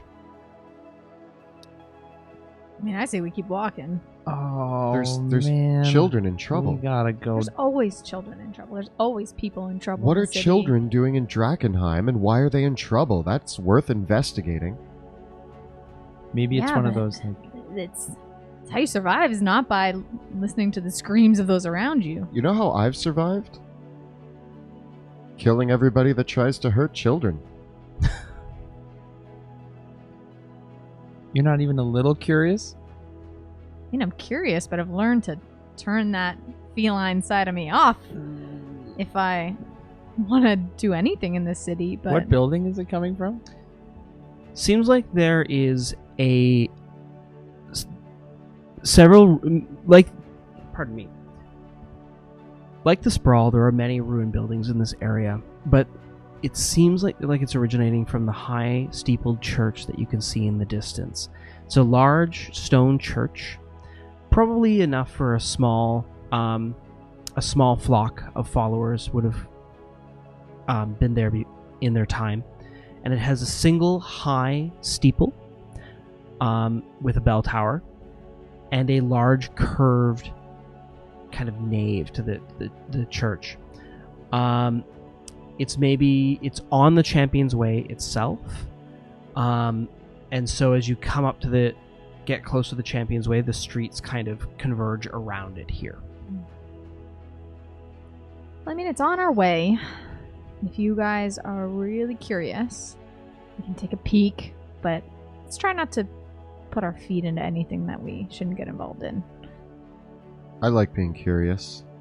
It's done nothing but good things for me. I'm gonna just start walking towards the church. And as you start walking, I'm like, curiosity killed the cat, guys. Just keep that in mind. I run to catch up with Pluto, and I walk beside him with matching his stride because I want to look cool too. I'm walking along the side of the road, like keeping pace with them, but also like if they get into anything, I want to be able to kind of dive in an alleyway. So I'm just like, I will keep an eye on you guys, but I feel like if you get me killed. We've never gotten any of our navigators killed. Don't worry. One navigator. Not one. Except that one job. Yeah. I've heard a couple and stories. those other ones too. Couple Yeah, stories. Yeah, Okay. there was. I will err on the side of caution. As you come around towards the church and Champion's Way, you see an interesting scene in the street. There are two distinct groups standing off against each other.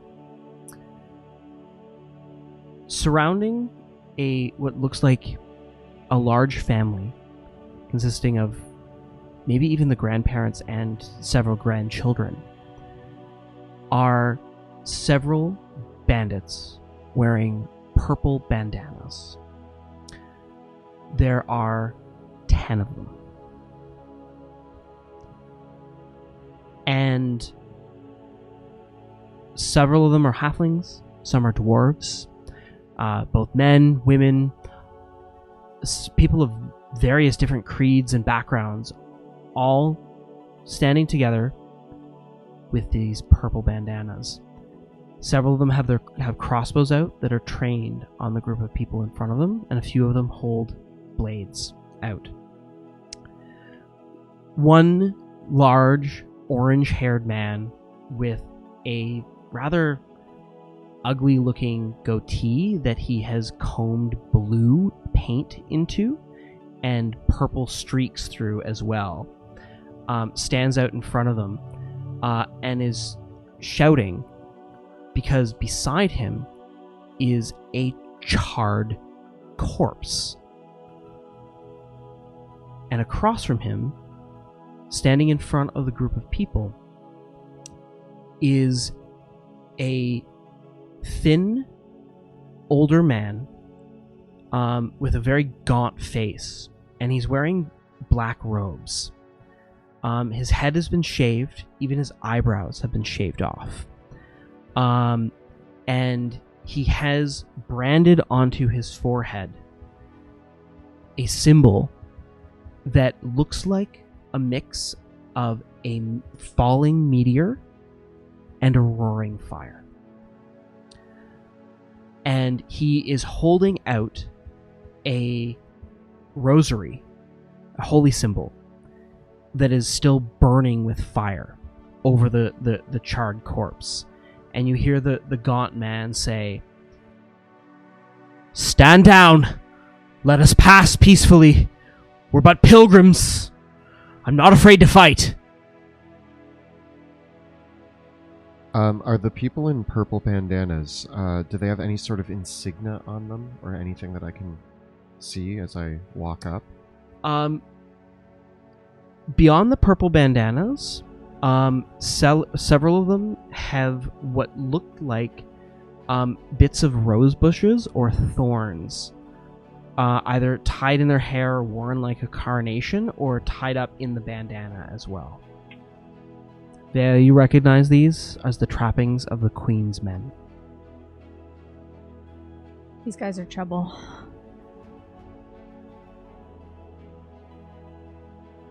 There's 10 of them. There's 10 of them. They Oh, travel in man. packs. Little guys. I can't. There's children there. resist. There's children there. There is the preacher, the old wiry man, is standing in front of a group of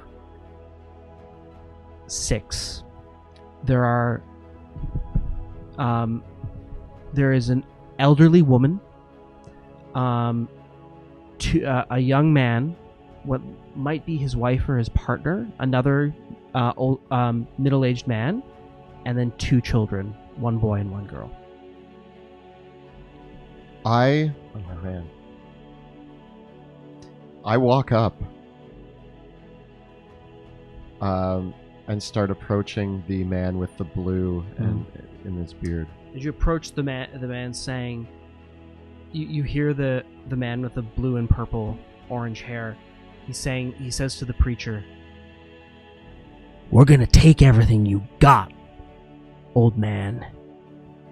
Your little flock can go ahead, but we're gonna skin you alive for what you did to Bogdan."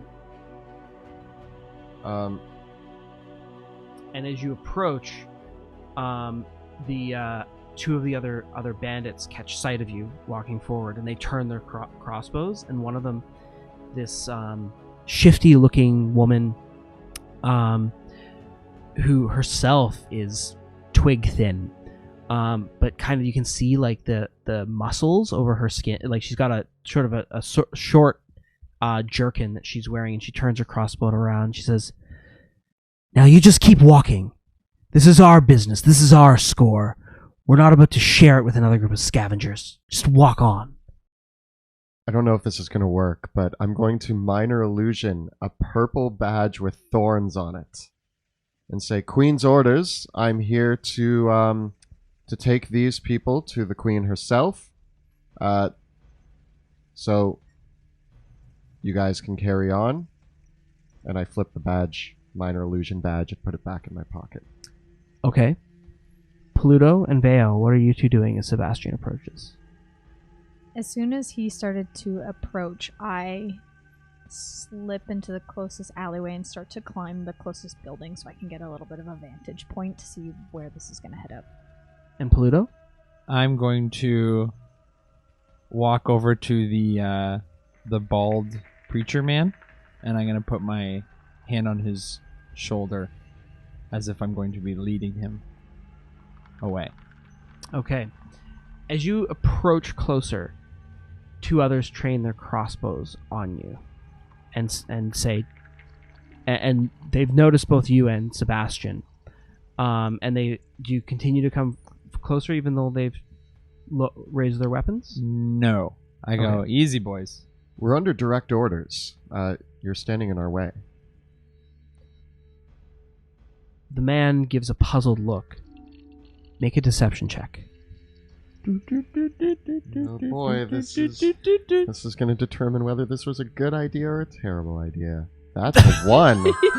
So that's a 7. Says,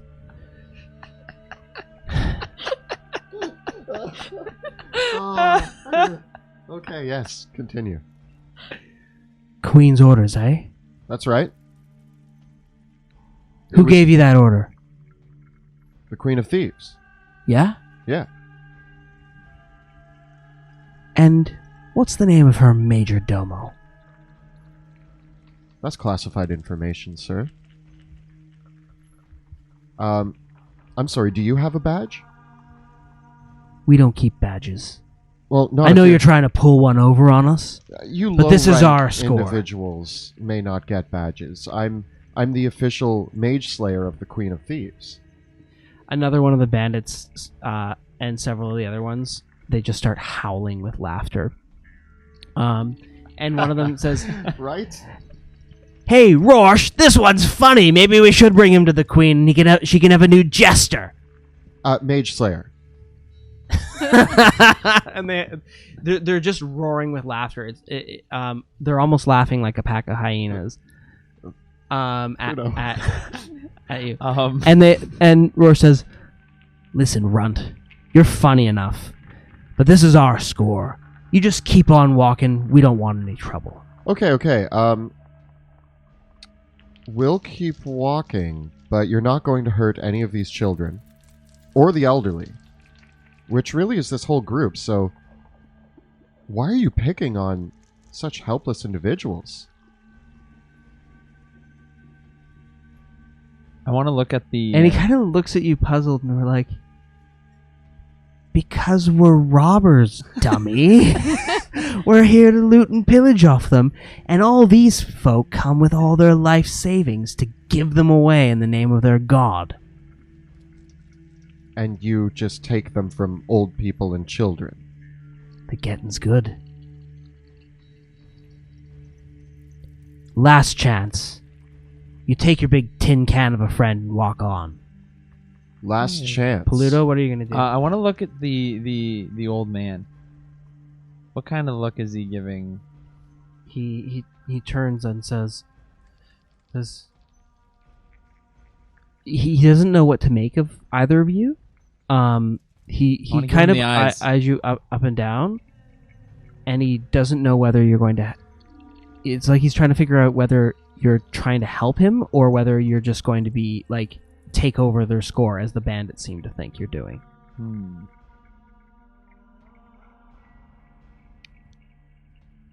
How about a contest? From where I'm from in Caspia, we do things a little differently, and we like to play games to determine the outcome of robbing people. Are you going to duel the blue bearded man? I say out loud, because that's stupid. I mean, unless you're scared of a little contest. Make a persuasion check. Well, it's better than my 1. 13? He says, "You're just going to try and get me into a little bit of a duel so your friend can stab us in the back. We're on to you." You can keep your eyes on me the entire time. You fight him. Whoever wins gets the score. The rest of you outnumber me. I'm just a traveler. I don't have any weapons of any kind. I have a dagger. That's it. They turn with aggression, and it looks like they're bringing their weapons to bear. Again, I want to make a few announcements here. I'd like to thank Axe and Shield for providing us with the awesome gaming accessories we use, and Tabletop Audio for the great ambient music you're hearing, and finally 100 Years Bored for the amazing narration in our introduction video. If you're enjoying the stream and want to help support our work, check out our Patreon. You can find it by following the links below or at patreon.com/dungeon_dudes. Thank you so much, and we're so glad that you can join us again in Drakkenheim. Before the break, we had a rather tense situation emerging. Our intrepid adventurers have ventured almost across the outskirts of Drakkenheim through the Sprawl, journeying across the Dran River, and they are now in the southern part of Drakkenheim called the Spokes, on their way to Amberwood Village, one of the few last bastions of civilization and hospitality in this part of the world. However, as they headed down the Champion's Way, the main street that leads into the gates of Drakkenheim, they encountered a group of normal people inside a church. 2 young children, a small family, and a wiry preacher that were attempting to fend off a group of bandits wearing the insignia of the Queen's men, purple bandanas and a rose and thorns motif. There are 10 of them now taking to the streets, with their leader, a large fiery-haired man with purple and blue streaks of dye in his hair.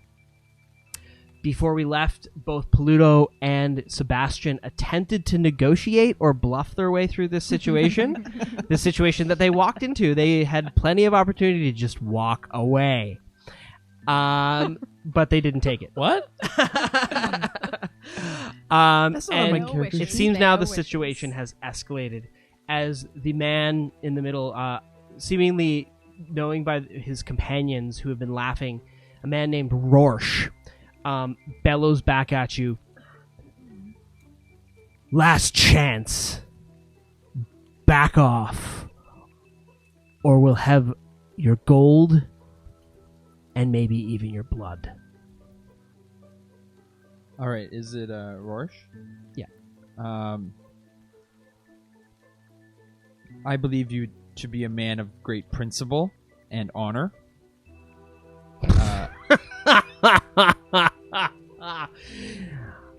I've met many men who believed in principle and honor, and most of them are dead. Let us take the kids and the elderly, and you can finish your quarrel with the man that killed your kin. As you say that, one of the men in the group says, "No, Father, who will lead us to the Saint Salinas? You can't."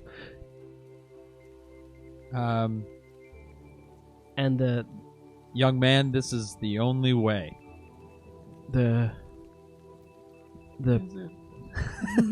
preacher turns. He says, turns to the bandits and says, "You can have me. Just leave my flock alone. Let them proceed with their valuables." And Pluto, I can give you one more persuasion check. It's going to be a hard one, though. Well, if it's hard, that's good, because I'm good at persuasion. 18. Looking for a 20, buddy.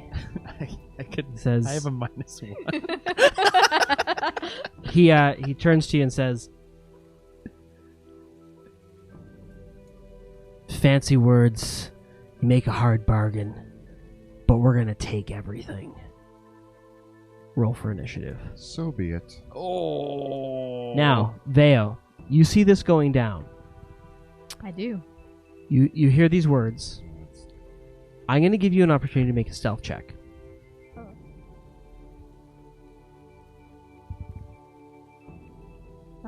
22. Okay, you're hidden. Woo! As the situation comes to blades, if you want to act now, I will grant you surprise, but not these two. Okay. Yeah. Really? We're not surprised. I just, Veo just kind of hears that, I surprised myself. rolls their eyes, and says, "Here we go again." Takes her bow out and takes an attack against big. Okay, let's get Big some blue initiative there. first. All right, initiative. Big old Gersh. Gersh. I, We'll be okay. We'll be okay. I mumble into my helmet. Can't be as bad as the rats. Nothing's ever. Oh god, don't remind me. I glance over at you, Pluto, and I say, "Remember that troll you killed? Don't bring that up now. You were so brave." I'm a fraud. Pluto, what you got? 11. 11? 8. Veo? 15. 15? Okay. So, we're going to have this. Last up will be Abe, the preacher. The Queen's Men.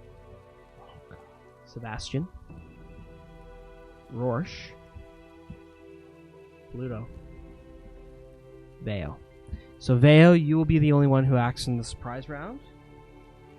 Do it to it. All right, I take my longbow out. And do I get an advantage on this? Yes, because you're unseen, so your first attack will have advantage. And I shoot my longbow at the leader right in the center of the bandits. And I get a 22. Caught unawares, the arrow sails down and hits him in the guts.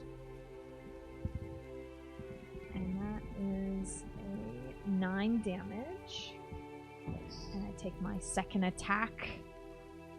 And as I do it, I scream out, "You guys should just shut your cake hole and move along while you had the chance." And I roll for a 26 to hit. And I get him for 14 damage. Yeah. The 2 shots send him staggering, but he is a massive man, and it seems like even with these arrows sticking out of him, he's going to be perfectly fine to keep on fighting. Oh, he's a tough cookie. However, we go through the surprise round, no one acts, and you get another turn. Yay! I kind of crack my neck and let's try this again. And I take my bow. I only get regular. Yeah. Oh, 1. And the last shot sails past. Nevertheless, there is a gasp as your shots ring out from the nearby building where you were hiding, and several of the bandits take notice of you in the building. Would you like to move or do anything else? I'm going to. There's not really anywhere for me to hide. I'm actually going to hop down the back of the building. Okay. Do you mind moving me? I don't know if we can reach it. Kind of off the board. Yeah. Imagine me behind the. Boop. There we go. So behind the building where. I love this big table, but it actually is hard to reach to the middle of the table. Right into the middle. We put it so far away. Maybe we need like sticks. Little grabber arms? Yeah, the little grabber arms. Yeah. Amazing. All right, so that was a great. Taking your hitting position, basically, Rorsch finished his sentence of like, we're not going to believe this, and halfway through his sentence, you basically are like, you can see this is not going well, and you take the shot, kind of surprising everybody, that with your boldness, but you knew it was going south. It was happening anyways. Might as well get the first shots in there while I can. Okay. So we will go next to Pluto. I'm gonna rush at Grosh. Rorsch. Okay. You move in. I mispronounce his name to throw him off, and I just charge at him wildly swinging. Okay. Because that's my style, and that's a big old 22. So as he's reeling from Veo's arrows, staggering into the street, you lower your blade down on him with a crash, and it hits him in the back. And 12 damage. Cool. That leaves him bloodied. And I'm gonna action surge, and I'm gonna go for it. Alrighty. 15. Cool. He spends his reaction to parry the blow. No. No. At this point, is it still appropriate that I use precision attack, or should I have used that before? I wonder what actually the timing of it is. I'll let you. Let's check on this afterwards. I think actually, I don't know what the timing of it is. Let's roll a d6. Okay. On a 4 or more, you can. You cannot. Okay. So I action surge. I go for another swing. I think it's appropriate because he's actually parrying the blow. Okay. Right, and so there's no more. Your precision isn't going to help anymore at this point. He's parried the weapon attack. I'm gonna still stab him. Okay. And then I'm gonna stand my ground. Alrighty. And I mispronounced his name again. Rorsch. Gurgurg.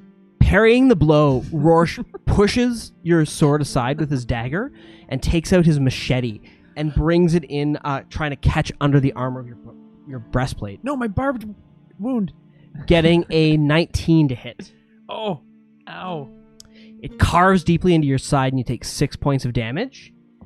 And he pulls the blade back and stabs again, getting a 20 to hit for another 6 damage. Ow. Okay. And then, as you kind of reel backwards, he takes his dagger out and lunges towards you, getting a 19 to hit, stabbing you in the shoulder for 4 points of damage. So that's 16 in total? Yeah. Okay. Ow. So as your attack comes through, he spits blood out and ravages you, and he yells out, "Kill them all!" I'm sorry, Rorsch. It's Rorsch. I'm sorry. Sebastian, you're up next. Okay. I'm going to back up. Okay.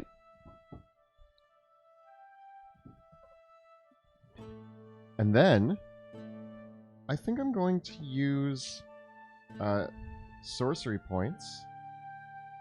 2 sorcery points to quicken my casting of Scorching Ray. Okay. And I'm going to attack Rorsch. That's 17. That hits.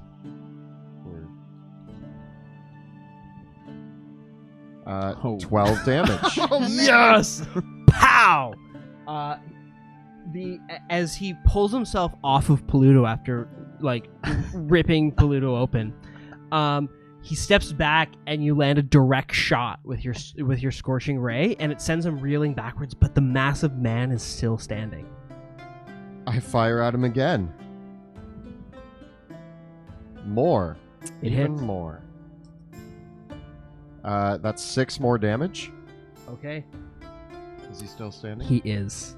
So I think each time I hit him, he steps back, and I pause, and I'm confused at the fact he's still standing. So I shoot a second time. He reels back again, and I'm like, really? Even more. 7 more damage. What happens? Finally, I hit him right in the face, and his head pops, and there's a smoldering Oh. smoke How much coming of out it of is his on neck. me? It explodes on you. Yeah, you have brain Oh. on you. Okay, gluten you still have heavy your muffin top. your action remaining, Woo. having cast that as a bonus action, so you can cast a cantrip or take another action. Can I, if I use sorcery points? No, never mind. I've already used 2, so that's fine. I'm going to cast. I'll just firebolt the red bandana guy. Cool. Yeah, And that is a D10. That's 5 damage. And the firebolt crashes into him and sends him splayed out on the floor in a burning mess. And that's when I turn and say, "Stand down."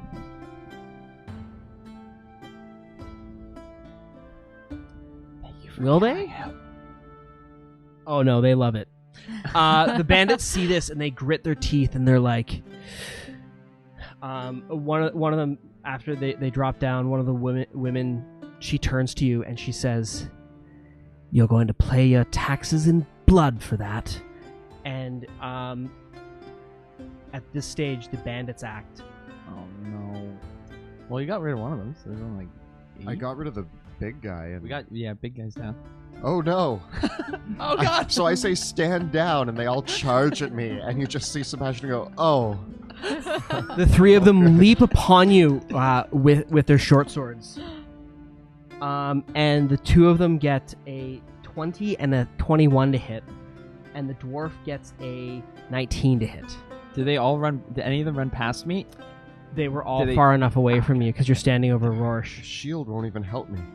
Okay, I take all of that. You take a total of 12 points of damage as they basically circle around you like like animals of prey, like Like dogs? predators, and stab into you and try to cut you down Am I bleeding? Sebastian, no! Yeah. I'm from bleeding. several wounds.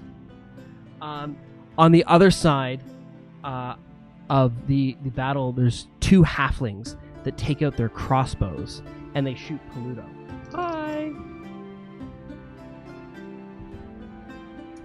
Getting a 10 and an 8 to hit. The other 2, It's a little squirrely. the larger man on the other side races towards the preacher and tackles him to the ground and stands over him. And the other two bandits race up towards one of the men. One knocks him to his feet, and the other grabs the little boy and holds his knife at the boy's throat. And they say, "You want me to see me split this little piggy like a butcher?"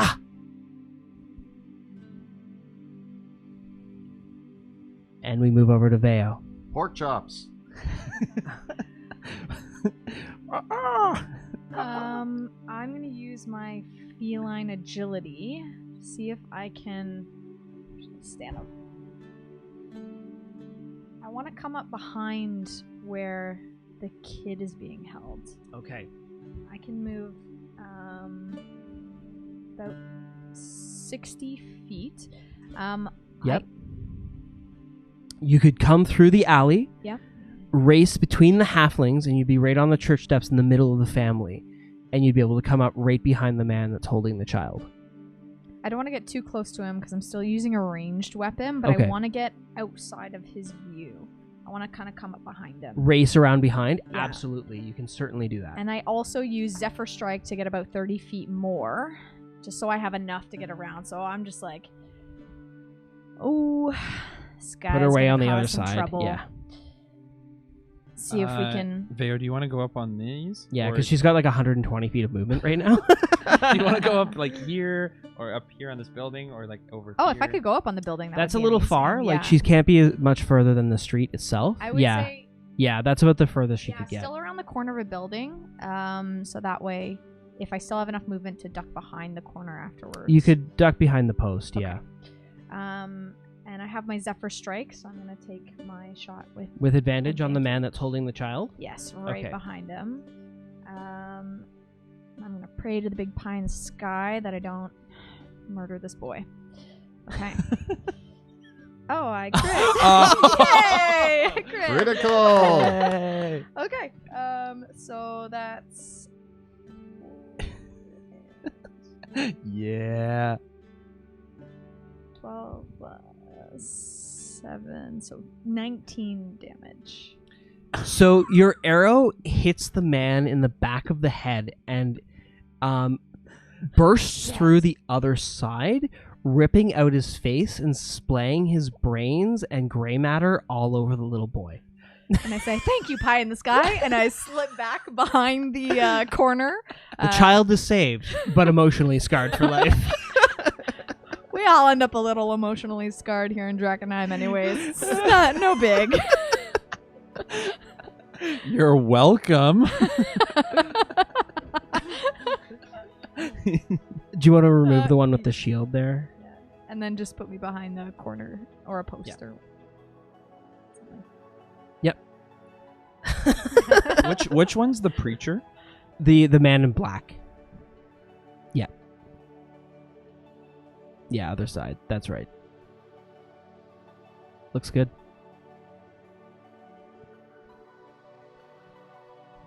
We can beat him up. Pluto, it's your turn. Oh. Ow. I'm feeling it, but I feel renewed seeing the little boy freed and gurgly, stupid goatee on the ground. I step over his body and I go to save the preacher man. So I'm gonna run at the guy with the red headband. Alrighty. Oh, now I'm gonna use the thingamabobber. Is it 2? 12? That's it. He's only wearing leather armor. Yes. 14 damage. So this guy is like is standing over the preacher who's knocked to the ground. And you basically come up beside him, pull your sword back, swing in a wide side arc, and he just tries to step back in time because you barely hit, right? And you just lean a little bit forward and your blade catches his stomach and splays his intestines all over the street. And at this stage, the two children are crying and screaming in front of you, like seeing this display of violence. And the mother and the man are like trying to like cover up their eyes at the sight of all this violence. And I'm laughing. Right. And I stand over his body. And we go to the bandits. One real quick. I'm gonna for sure second wind. Okay. Right now, because I need that bad. Cool. For 11. Callie, can you reach to move him and then remove the man with the red bandana? Yep. He's very, very dead. His intestines are all over the floor. I've been rolling a lot of 8s. Yeah. Today. Rorsch is also extremely dead. There's not even anything left of his head because Sebastian basically exploded it. And so we go to Sebastian. Now this is the tricky part, and the way they're positioned, I can only Burning Hands 2 of them, right? That would be correct. Unless you wanted to move back and take an opportunity attack from at least one of them. I don't know if I can afford that. Okay. I'm going to just Burning Hands the 2 on the one in front of me and the one on my right. Okay, let's. Can you show the template? Oh. I do apologize. I didn't save you. Cool. Nice. Boom. So seeing them run at me. They get a 1 and a 6 for the dexterity saving throws. Amazing.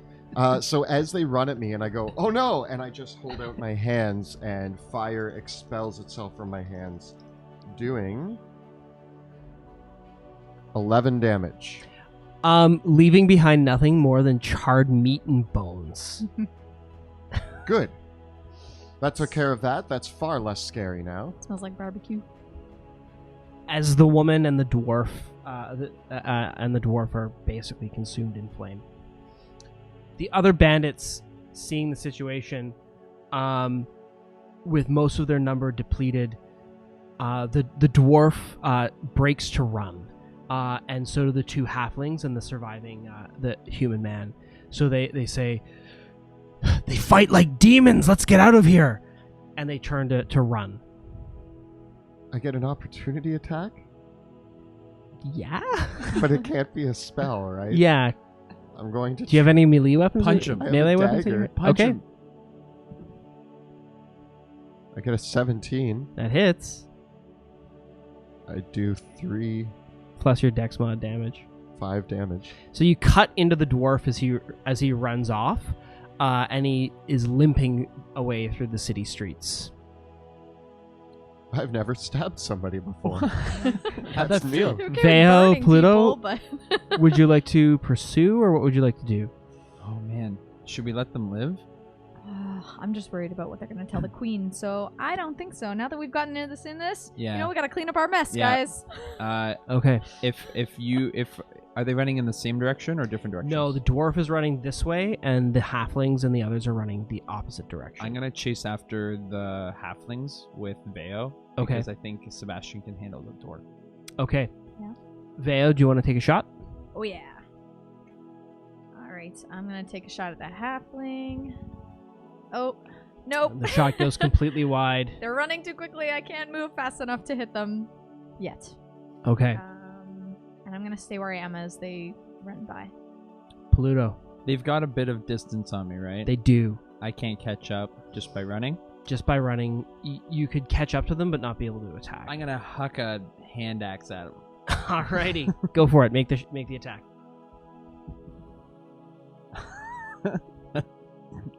An 8. The axe goes completely wide. It actually hits Veo's arrow as she fires it. I'm sorry. And like the halfling's like, I'm so lucky, He probably used a luck. Yep. And I'm gonna keep pursuit, Okay. huffing and puffing my way. Sebastian. I fire a firebolt at the dwarf who I stabbed. Yep. Oh man. I get a 10. Not enough. Oh man, I don't Okay. know, these guys running away. They all continue to run, and are quite far and make quite good distance. They are spending all their actions and movements to run and run and run. So they're now well away out of range of your attacks. Are you going to continue to pursue them though? I don't think so, guys. Yeah, I kind of do like the defeated, like slow to a jog, and then like the standing there, and I have like my hands on my hips. I'm like, darn it. And I just yell at them. My name is Virginia. Virginia. That's not your name. What? Remarkably, Sebastian didn't say his name to them.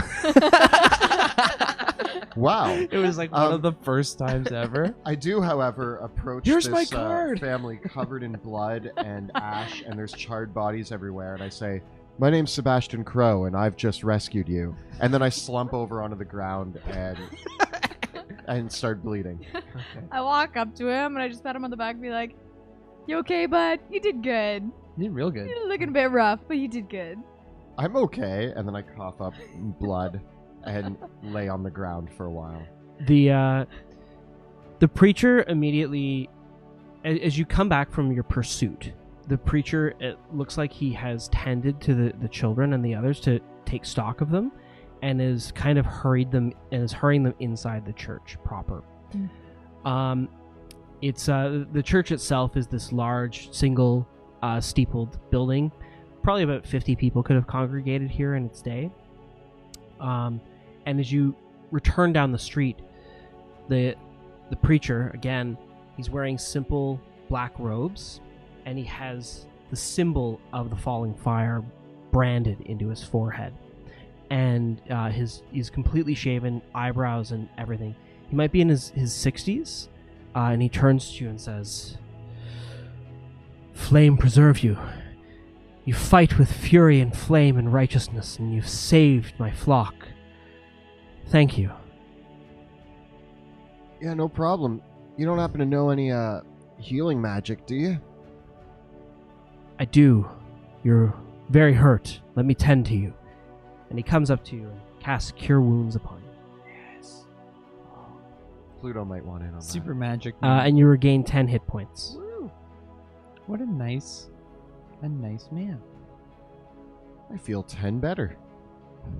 I'm as he's healing you, I'm raiding Roche's corpse. I'm just like haphazardly picking him up and like flipping him over to like search through his body in front of the chest. He had a few personal belongings, a satchel of gold, a small vial with a healing potion inside it, Any biscuits? and a roughly scrawled map of Drakkenheim, which seems to have several locations in the spokes circled. Yeah. Write it down. Map with, oh man, points of interest. Added to the tour guide. I'm gonna kind of like in a cool scene, I like throw the map to Veo all rolled up. And I grab it and I take a look. It's wildly inaccurate, but the points of interest through the spokes largely seem to circle out areas where they suspect there might be good plunder. But the arrows and markings on it seem to indicate that they're coming from an area, all coming from a single area off the sewer veins. That might be a gathering point for them. So this is wildly inaccurate, but I'm going to keep it anyways, just in case. What other loot did we find other than the map?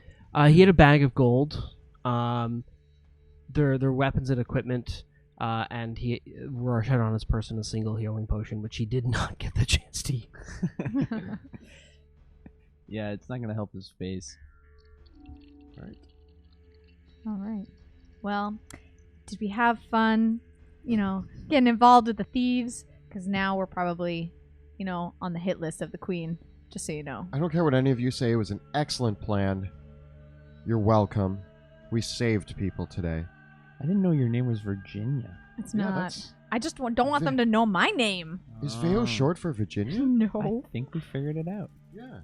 I'm just trying to avoid the queen knowing that it was me because I kind of stepped on some of their, paws before, and I just want to make sure that I steer clear of them as much as we can. Hence, didn't want to necessarily go into battle with them, but now they know who we are. So They don't know who we are. They know that you're Virginia, and other than that, we could be anybody. I guess I can always disguise myself if we ever come across them. You, on the other hand, they'll know what you look like. So let's avoid them in the future if we can. The preacher turns to the group of you, seeing you talking about, and says, "Pray tell me, pilgrims, where were you bound for?" We're heading to Amberwood Village. Ah, I see. We were heading deeper into the city ourselves, making for Champion's Gate. You're welcome to join us if you like. Are you guys gonna be okay on your own? He eyes the group of people huddling in the entranceway of the church. He says, "I can tend to them.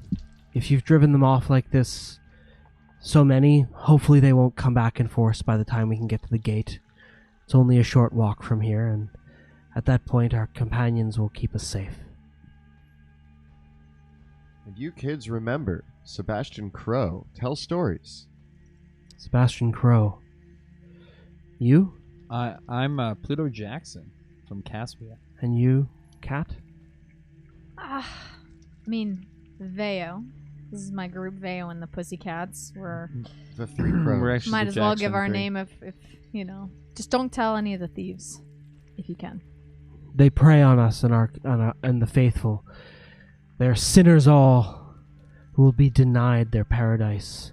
They pursue the pleasures of the flesh and of gold. We are here for a higher purpose. My name is Schaefer. It's nice to meet you. Thank I you. put the gold that we stole from them in my pocket. You counting? Yes, terrible things. The Yeah, I stopped food counting. and gold and all that. Terrible. Terrible. Terrible. We're on our way to Emberwood Village to spend some gold. We're So I don't know if we can go with you. You're going into the city. Yes, we are. The family here, Alec, Elena, and their children, they have come to offer themselves to the rest of the flock. They will join us, and we congregate at Saint Salinas under the teachings of Lucretia herself. It is a good time, but it is a dangerous place for us to venture towards. But more come every day. I have led many groups along the Champion's Way towards their fate, and many of us are gathering there. Great things will be coming. Neat. Sounds super dangerous. Are you of the faith? Do I look like I've shaved my body hair? Yes. nay. And have you heard the teachings of Matthias, Lucretia Matthias? Not one for organized cults. Is this a cult? Is this a No. Religion. No, of course not. Our way is the true way. It is the time that was foretold in the old texts. It is an age of heroes is upon us. A glorious age where the truth of this world, the light of this world will truly shine through. But it requires all of our faith, giving everything if the next stage of the world is to come to pass. I think you have enough faith for me. So add that on there to, take me out. I'm interested in finding this Saint Salinas, but not right now. See, going into the city seems like a bad idea. We seem to be having enough trouble just going through the outskirts of the city. I don't know how a group like yourselves has means of surviving going further in. I've heard nothing but horror stories about what lays beyond the walls. But have you heard of the great truth that is there at St. Salinas? I know of a few truths. The angel preserves us. The Archangel Makeda has come down, and she resides at St. Salinas, and all who see her light are protected and saved. Sounds I'm gonna nice. do like the lean around him, and I'm just gonna address the other group. You guys are cool with this? The tears are crying, and the woman says, "Are you the heroes of the next age? Were you sent by the Archangel? Or are you here to protect us?" Yes. And Looking at these people, they are hanging on every word this man is saying. Oh, no, he's got them. No, I think we're sent, but not necessarily by any angel. But I mean, if we can do our best to get along in the world and protect who we can, then I guess yes. The path of divine providence brings strange tidings indeed. After all, it brought us this city. But it is a sacred place now. That falling fire is a sign of the future truth. May it preserve you on your journeys. And also you. I'm gonna give him like one of those. Oh, please, please be like. I'm so worried. Please don't let these kids die. Yeah, we're trusting you, sir, to safely bring these children into the city, which seems kind of counterintuitive. Go fast and don't take this. He wind. says, "I have shepherded young Claire and Simon this far, and with your help, truly, heroes watch over us. We may feel safe. If any future harm would come and befall us, I can only imagine what guidance the flame will send to protect us." That was Veo, and she's gonna come with us. Veo's watching over you, but only right now. Yeah, We're going to go the opposite direction We're of going you. that way. I don't think anybody's watching over you once you pass those walls over Please there. just know that no one's Yeah. watching over you. State of the state of the I shadows. really need you to understand. Like, please, No one cares go about quietly. you. Don't. No more waving. We will around. have faith in each other, and I'm sure we will make our way safe. And if I need to be the one that calls upon that power and gives my life to protect them, I would have. I would have taken all those men on. They would have killed me. But they would have left the children, and they would have been able to make it further. If I come back this way and I find dead children, I'm going to be really upset, and I'm going to find you, and we're going to have words, and they're going to be strong words. Maybe even harsh words. May all truths be told in the next life. Oh man, with the cryptic, just go. All right, guys. He's quoting scripture. Yeah.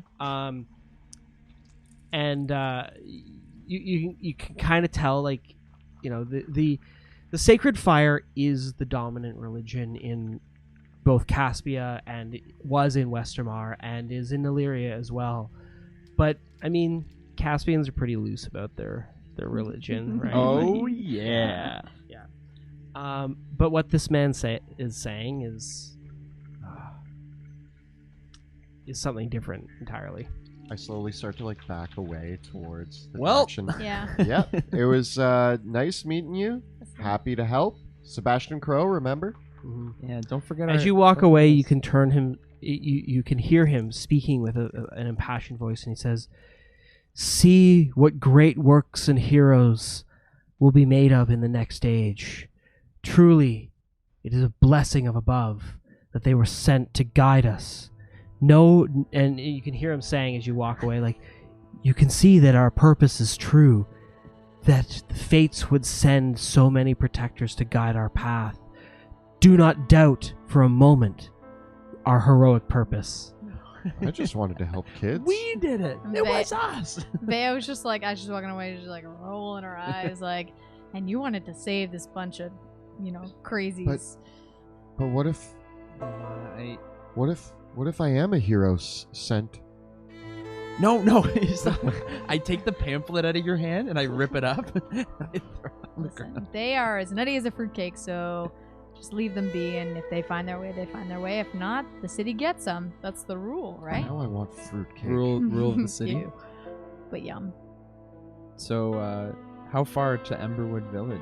Oh, not too far. Here about 6 miles. That's nothing. I mean, that's like 10 kilometers. It's not too far. It's not too big. Okay, we can march it. We just like hustle up a little bit, you know. That guy was very nice and he healed me. I'm still bleeding moderately. Yes, but you were bleeding because of him. No, not because of him, because of the bandits. So like zeroed out. We're not getting into this. You bleeding because the all watching, I don't know, the meteor? Is it the meteor?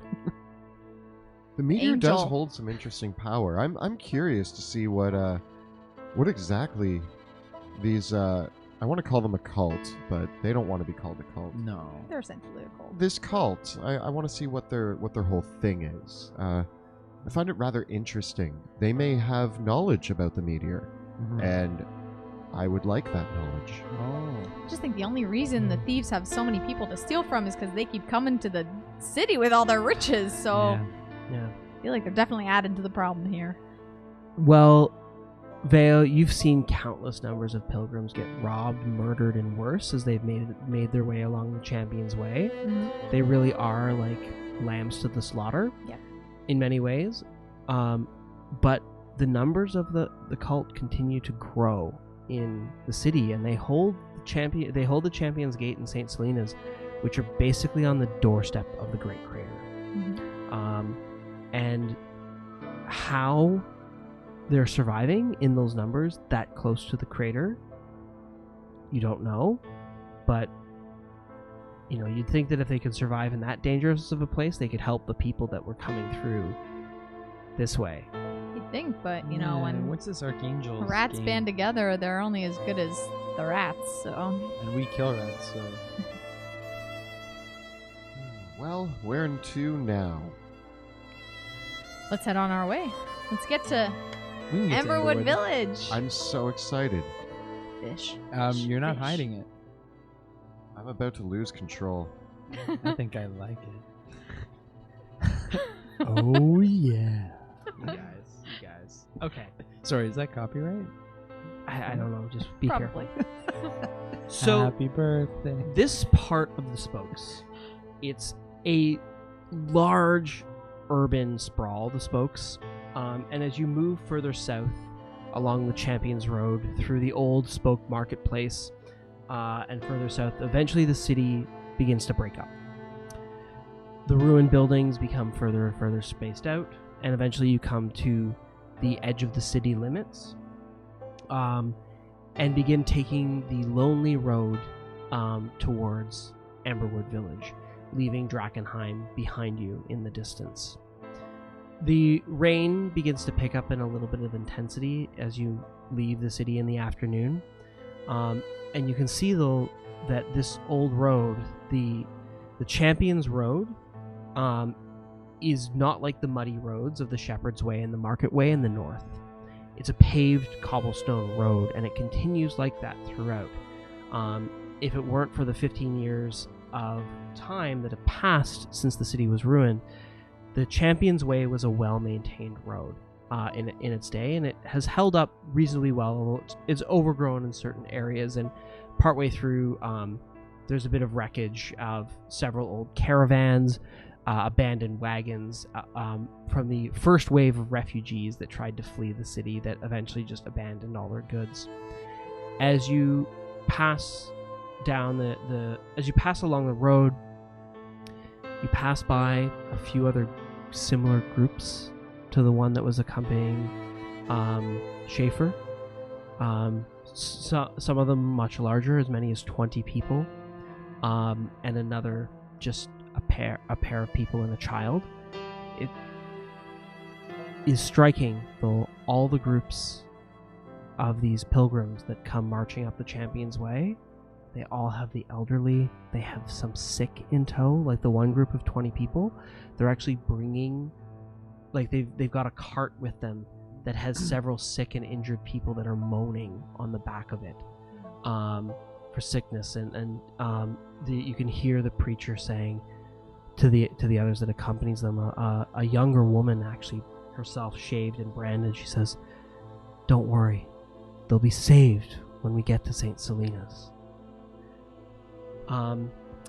And as you continue along the road, eventually you can hear the bubbling of the Timberwash, which is the small river that eventually feeds into the Dran, where Amberwood Village is built.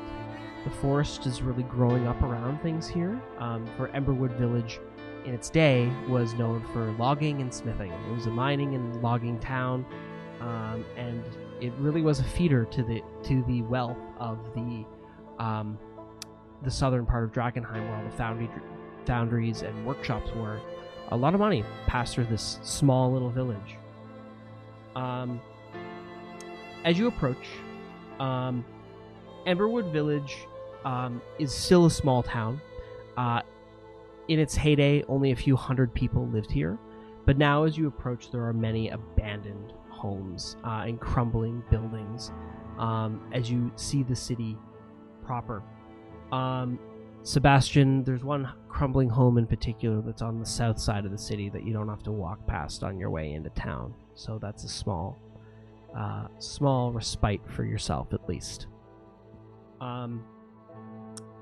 Amberwood Village though is filled with light. As you come into the city at the end of the day, as the rain are beginning to patter down, you can hear laughter, music, and lots of commotion in the city, for it is now a city of many other adventurers and explorers that are coming into Drakkenheim to pick over the ruins. There is a large manor house, a chapel, several taverns, and wheeled up along the river is a very large caravan of 5 colorful tents and several barrel-topped wagons as you approach the city. And you can see that this band of really well-armed soldiers are surrounding the this campsite, where two of the men tending the oxen, the armored oxen that pull the carts. You've never seen a creature like this before, because as you pass by the oxen of this caravan, you realize that they're not covered in plate armor, but they're made of steel, these two creatures. And as you walk down the way, a massive man steps out from one of the tents, kind of sniffing the air around him. Well,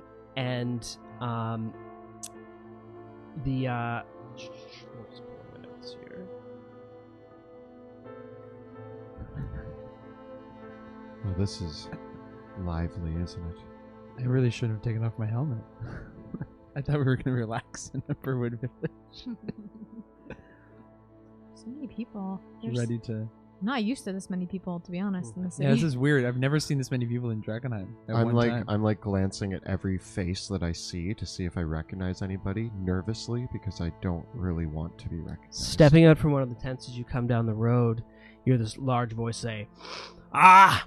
Coming in from the city, you can sell your wares to me here, and I have trade in kind for you." And you see him step out. This man is a mountain of flesh. He's as wide as he is tall, and he is garbed in a masterfully tailored jet black silk, which flatters his obese frame. He's got a frilled doublet and painted and padded breeches. He's wearing riding gloves, all worn under this fur-lined cloak, and he's topped with a feathered cap. And all of his clothing is embroidered with an elegant silver trim. And you can smell the tobacco on him as he walks up to you. And it's mixed with this perfume. Finally, a fine-smelling person. And he takes a puff of his pipe, blows it at you with a rakish grin, and he says, "Welcome to Amberwood Village. If you're looking to do some business, You need come no further. Have you delirium? Gold? If you're looking for something to spend, I can help you indeed. I am Aldor the Immense, and this is my caravan. Sebastian Crowe, Mage Slayer. He shakes your hand with a big firm grip, and you can feel the combination of flab and muscle in his hand. I also go out and I'm like, Veo, native of the city, but I don't know what it is about you. I've seen you around, Pussycat. Welcome. Hi, I'm Pluto Jackson. Caspian! I Hi. hope you brought lots of that Caspian coin with you. I'm a little bit short this month, so I could use a bit of a lucrative spender. Or perhaps, perhaps Yeah. I impose myself on you all too soon. Amberwood Village is full of many other pleasures, but you'll find nothing better than here in my caravan if you're looking for things to help you survive in the city. I mean, we are. Yes. Excellent. How long have you been in Amberwood Village? I've just arrived a few weeks, and I must say I have rarely seen a more lucrative business opportunity for a merchant of war such as myself. I mean, I thought I did well in the civil wars, but of course, the adventurers, they come, they die, they spend more, they come, they spend more money, they die. Someone loots their belongings, I buy it back off them at half price and sell it to the next group. But I'm sure you'll have better luck than the He's a others. smart guy. Yeah, that's a good business model. Yeah. It's fantastic. Are there any blacksmiths in town? Yes, I have been securing several provisions from him. He's a very talented man, I must say. Just the one? Just the one Go now. visit him. Oh, I need a blacksmith. Good idea. Yeah. Good idea, Sebastian. No, that was oh dear. Where does he live? He's round the corner past the Bark and Buzzard, but I think he's closing up shop for the day. Oh, that's too bad. Should go see if he's open. See if he'll keep his doors open. No, I think we can do all of our shopping here. There's no need. Perhaps I impose on you too soon. If you're looking for the comforts, I recommend the Gilded Lily. And if you're just looking for a soft bed and a warm ale, you could go to the Bark and Buzzard. Is it late? Is it It's around dinner time. I could use an ale, maybe we especially if we're gonna go see the blacksmith. I might need a few. yeah, we could go see the we could stay the night in Amberwood Village. Sleepover. I mean, I'll sleep anywhere, but sure. Honestly, after the campouts that we've had in the terrible, terrible city, a soft bed sounds really nice. Mm-hmm. I can't remember the last time I slept in a soft bed. No, can't remember. Have you ever? Yeah. I used to live in the palace. Did you not know that? No. Yeah. That sounds nice. Okay, I Once feel- upon a time, I What happened remember to a your soft bed. palace? We're not going to talk about that right now. I feel like we don't know a lot about each other, considering that we've been friends. I mean, I knew that you lived in the palace. Yeah. But I feel because we knew that, I never told him, Oh. and you didn't know that I was from Amberwood Village. I killed a troll. Yes, Pluto. Did I mention it? You have. Oh, okay. Good. Do you guys want to go find a room for the night and maybe drink Yeah. the last week away? Yeah. I mean, this is a normal week for me, so. I think those kids probably need a those kids need a drink. I've burned more people than I usually do in a given week, and Is it weighing on you? I mean, the blood on my jacket is weighing on me. Okay. That's Like, Not emotionally, physically? just physically. I'm dread. caked in blood and ash and brain matter. I flick some brain off of my shoulder. I mean, I wouldn't say no to a good meal if you guys are treating. yeah. I Do think they- we owe Veo a hot meal. Do they have a place to clean up around here? You've never heard of this place called the Gilded Lily. It probably opened since I left. you left. But you remember the Bark and Buzzard. Karen and Holger Alsberg, the young couple that used to run it. I mean, they'd be much older now, but Karen was a good cook. And they might have good beds.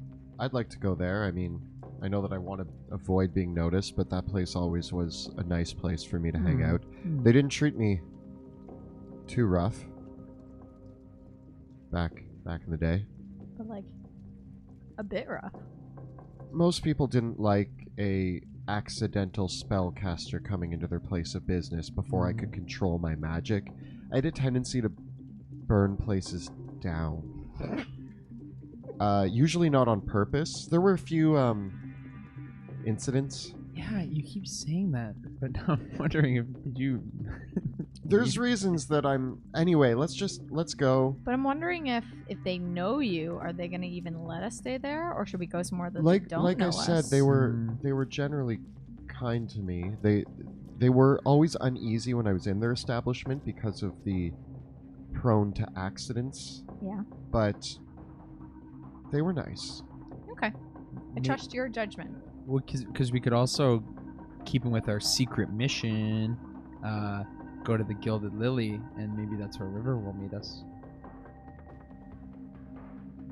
If we want to stay off the Off the radar. off the beaten trail. I leave it up to you two. I could go either way. Part of me wants to see a friendly face, but part of me also is nervous about this whole Are situation. you gonna burn it down? You know what? Maybe I can control it now, Oh, Pluto. okay. maybe Karen will have some information about your dad. Yeah, let's go there. Yeah, okay, we go to there. Wait, why are you trying to push the dad thing? I'm just your amused. I knew your dad's from dad. Your dad here. was a pretty nice guy. So it'd be nice to see a friendly face again. I haven't been here in 15 years. I left my father alone to tend to the blacksmith shop, and I never came back. I didn't want to come back until I could come and say, look at all I've accomplished. I'm a great and powerful sorcerer now. But instead I got kicked out of the academy, became a mage hunter for hire, and didn't have the guts to come back and tell him that I never amounted to anything. Look at all that gold in your pocket. You mounted. walk past towards the square as you talk, and it's a small muddy square that composes Amberwood Village, and here is where the Gilded Lily, the Bark and Buzzard, and the Chapel of Saint Ardina, as well as the old Stavros Manor, the town hall, are, and amongst a collection of a few other shops. Sebastian, you can spy the familiar two chimneys of your father's old blacksmith shop, and the sign still hangs in the front, and it says Crowe and Son Smithy. And son. You're the son. You're on the sign. I know a famous guy. He wanted me to be a smith just like him, but instead I burnt a few places down and then was taken away to an academy and never came back. So Doesn't mean you can't hone your skills now. You could be a forge. Like a self-forge. You could just be the forge. You would save him so much on heating. I never thought of that, you know? That's a nice thought, Pluto. Thank you. I just think you'd make a great Silver furnace lining. one day. I'm glad I have you as a friend to tell me. I'm these- glad of me too. Can I see my house from here? You can see a lurching building on the far side of the city, kind of just the tops of it across a few other houses. Gross. Who wants to live there? That's when I stop like dead in my tracks and like turn in I like try to pick a direction to look, and I'm just like, where's the tavern? Let's move along. Yeah. Let's go to the tavern. We don't have to subject you to all these terrible memories You can all see at once. You're just having night. Smoke coming from the chimneys of the large two-story wooden building that has a stone foundation and a bit of a sagging slate roof. As you approach the Bark and Buzzard, you can see the caricature on the sign above it, which depicts a mirthful vulture feasting on a disemboweled hound, but the hound is also laughing. Like it has Oh. yeah, like the whole thing is very cheerful looking. So I look when I'm eating too, dead or alive, you know. That sign gives me many good memories. And What you fun. you open up the doors into the tap room. You can see there's maybe about a dozen people that are gathered here. A few seated around the various tables that have been collected in the bar up at the front. And you can see a older woman with her hair tied back, serving several mugs of ale. And she turns to you, regards you. She kind of squints at you for a moment. And she says, "Come in from the cold and rain. I'm Karen. Welcome to the Bark and Buzzard. We've got mead, and tonight we've got a chicken stock, tomato, and potato stew." Pluto, are you gonna buy me some Arr? stew? I don't really respond. I don't really know what to say because she didn't recognize me, and so I kind of just stay silent. 3 of that. And Sounds a good. table. Coming right up. And we grab you and bring you over to a table, sit you down. Come on, Food. big guy. You're in your home. There's a few other people seated around. Kind of scan at first for familiar face, but most of the people have their backs turned to you all. Don't recognize anyone. Is that the same? Is that the same? Is that the same? I start looking Is around. that the same? Does it look like it's changed much? It's certainly worn down. It's not as busy as you remember it being. And as your eyes scan around, you can see that there's a large man seated at the bar with bright orange hair and a pair of goggles over the top of his head. And he turns around to meet your gaze. We will wrap up there for the evening. Oh! It's Goku. Oh! Oh, such a good way to end. Oh man. Is that the same? Is he the same? Cool. Cool. Yeah, that seems like an appropriate point to wrap up for this evening, as we follow our heroes into Amberwood Village and find out what happens next. I will let you know that we will make this a milestone, and so I'll have you all level up for next session. Yeah, level 4. How did you level up? Saw my dad. you're go. And suddenly I'm like, I have more powers. And we'll and I will let you all take a look at the inventory of Aldo and the Immense and the other vendors around here. So if you do want to do any shopping in the interim, we won't borrow you all on stream with our shopping trips. Yeah, they can take hours. But Yeah. what about what can I get? But next Can I time borrow some gold from you? we can announce what we bought. We Yeah, can yeah, talk we can about have some maybe fun what we with- did to level up, or if what- we, Yeah, Or yeah. what we We'll wanted. share with everybody all your new fun bling. Yeah. Cool. Also, we need to establish how much gold we have because we still haven't. Yeah. Oh we- yeah, you haven't counted your money yet. No. You Yeah, just it's- took that we bag have- of we have gold on bags. consignment. It was big. It's actually just bits of stone wrapped in gold foil. Oh no. It's like at the bottom, it's all stone. It's just like a few at the top that are gold. Yeah, no, it's a good River's amount of good. money. I trust River for that. Great, fantastic. So that will wrap us up for this evening. I want to give a really big thank you to our cast, Kelly, Jill, and Joe, and we've got our awesome team of Kyle and Clayton working behind the scenes to manage the stream. If you were chatting with us tonight, you were probably talking with Clayton there, who was keeping everyone entertained with lots of chat messages. Thank you all so much for watching. Kelly. Yeah, if you are enjoying the stream and want to help support our work, check out our Patreon. Do it. Yeah, you can find it by following the links below or at patreon.com/dungeon_dudes. And every little bit helps us make this show better. Yeah, and Of course, we're always happy to hear your feedback and everything that we can improve. We had a little bit of a rocky start, but I think we've figured out the technical glitches in the system, so please let us know how things worked out technologically in the stream tonight. Kelly and I do post new videos every Thursday on our YouTube channel as well, where we cover everything Dungeons & Dragons. So we have new advice for dungeon masters and guides for players. I think this Thursday we're talking about 5 game-breaking spells in Dungeons & Dragons. And so you can also find prior episodes from this campaign and all of our huge archive of videos by checking out youtube.com/dungeondudes, or just going to dungeondudes.com will take you right to our YouTube as well. Tonight's game session featured music by Tabletop Audio. So if you enjoyed the background noise, including me, I'm on Tabletop Audio.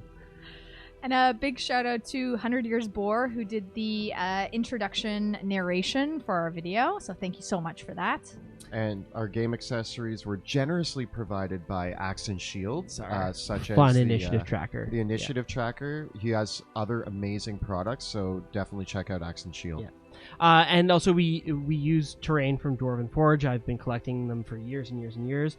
And we have our cool Hero Forge miniatures and some other minis by WizKids. So if you want to see some close-up photos of our minis, we've got those on our Twitter as well, which is just at @dungeon_dudes on Twitter. We want to thank you all so much for watching us again in Dungeons of Drakkenheim, and we will see you next week at 6 p.m. Eastern Daylight Time as we delve back into the ruins of Drakkenheim. Thank you. Thank you.